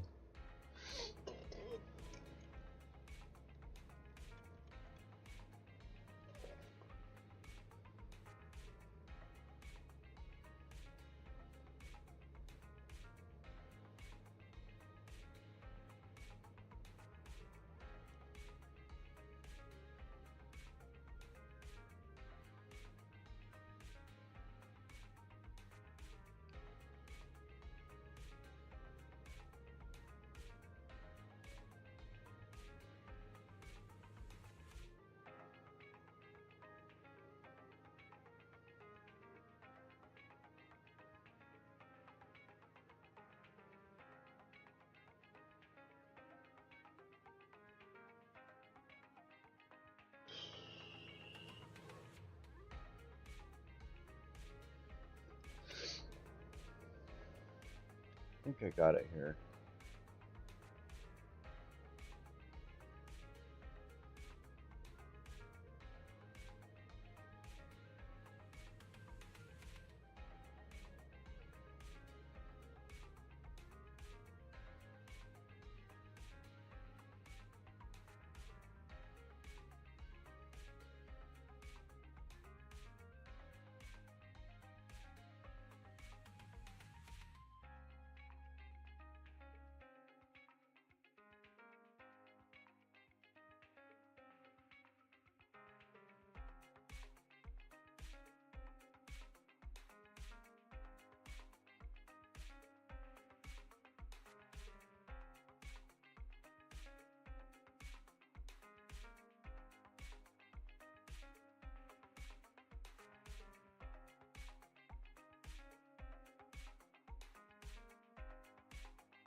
Here we go. Knew I'd find it.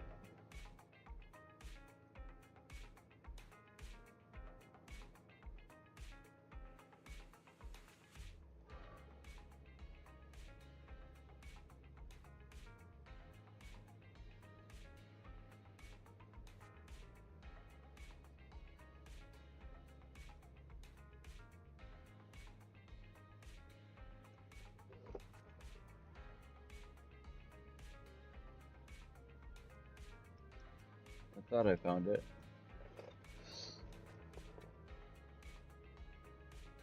Yeah, I did.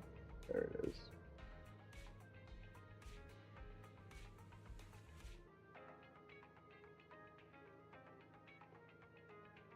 Close that and open that. Close that. Bam, bam, bam, bam, bam.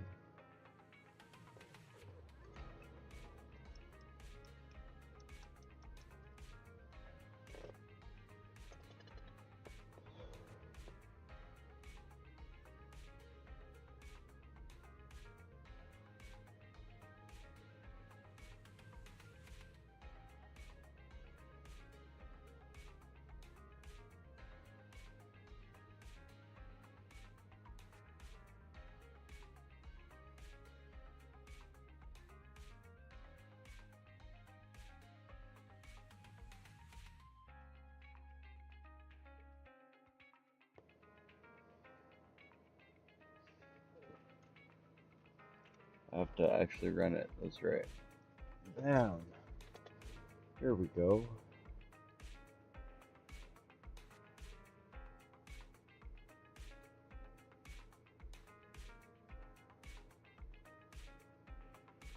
Temps.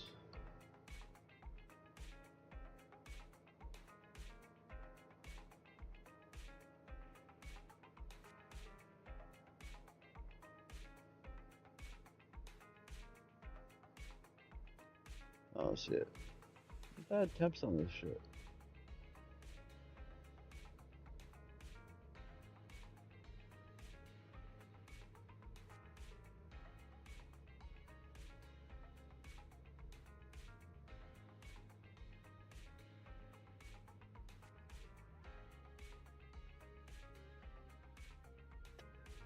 I don't see temps. Damn. Anyways, what it is hotter than a bitch in here. It's hotter than a motherfucker. It's hot. It's fucking hot.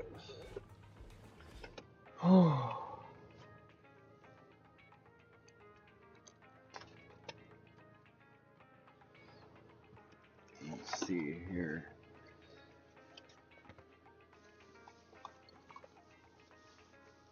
I can do this.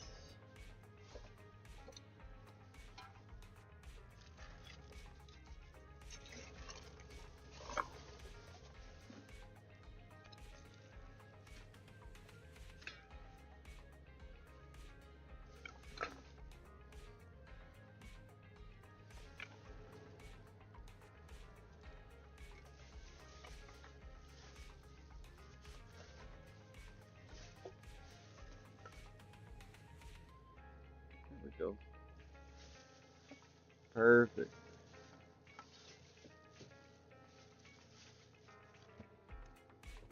Sweet. We got it. Whew. Almost got it. This and this. Oh yeah. And this.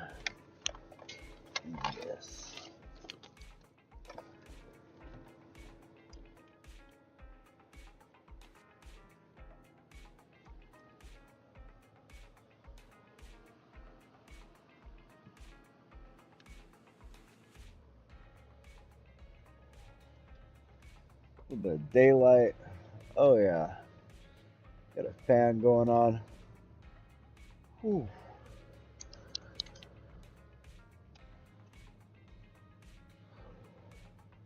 Fucking hot.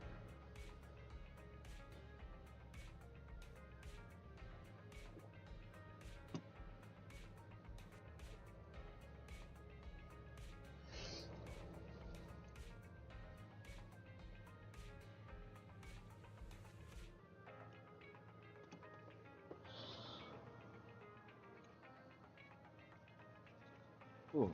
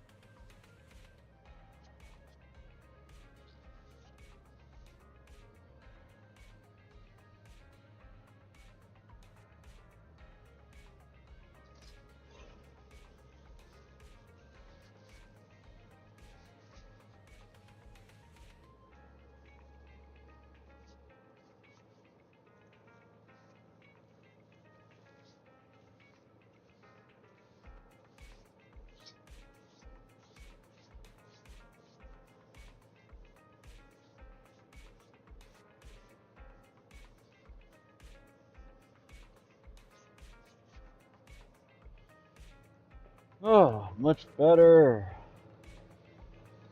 Not the daylight part, but you know the cooler temperature. It's fucking hot in here. I have to install. Everything's kind of leading me toward it. I need to install a roof vent. I think it has to be right here. Generator is not happy for whatever reason.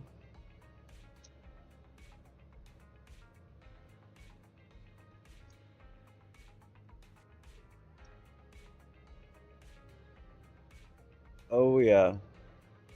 The fan is the straw that tipped the camel.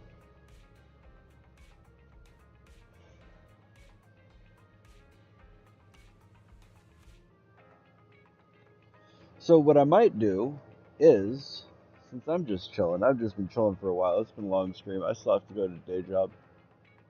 I did my errands and I didn't even leave my fucking chair. I feel really good about that.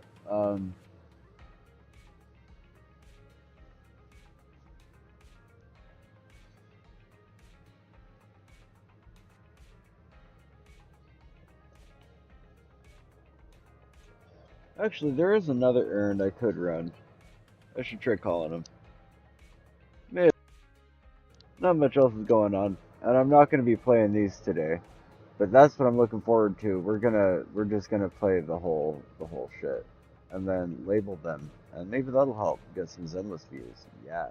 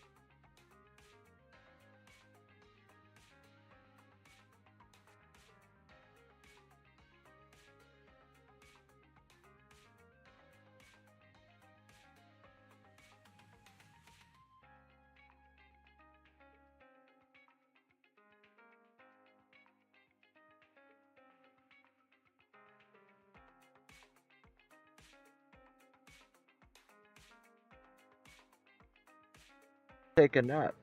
I'm gonna take a nap for sure.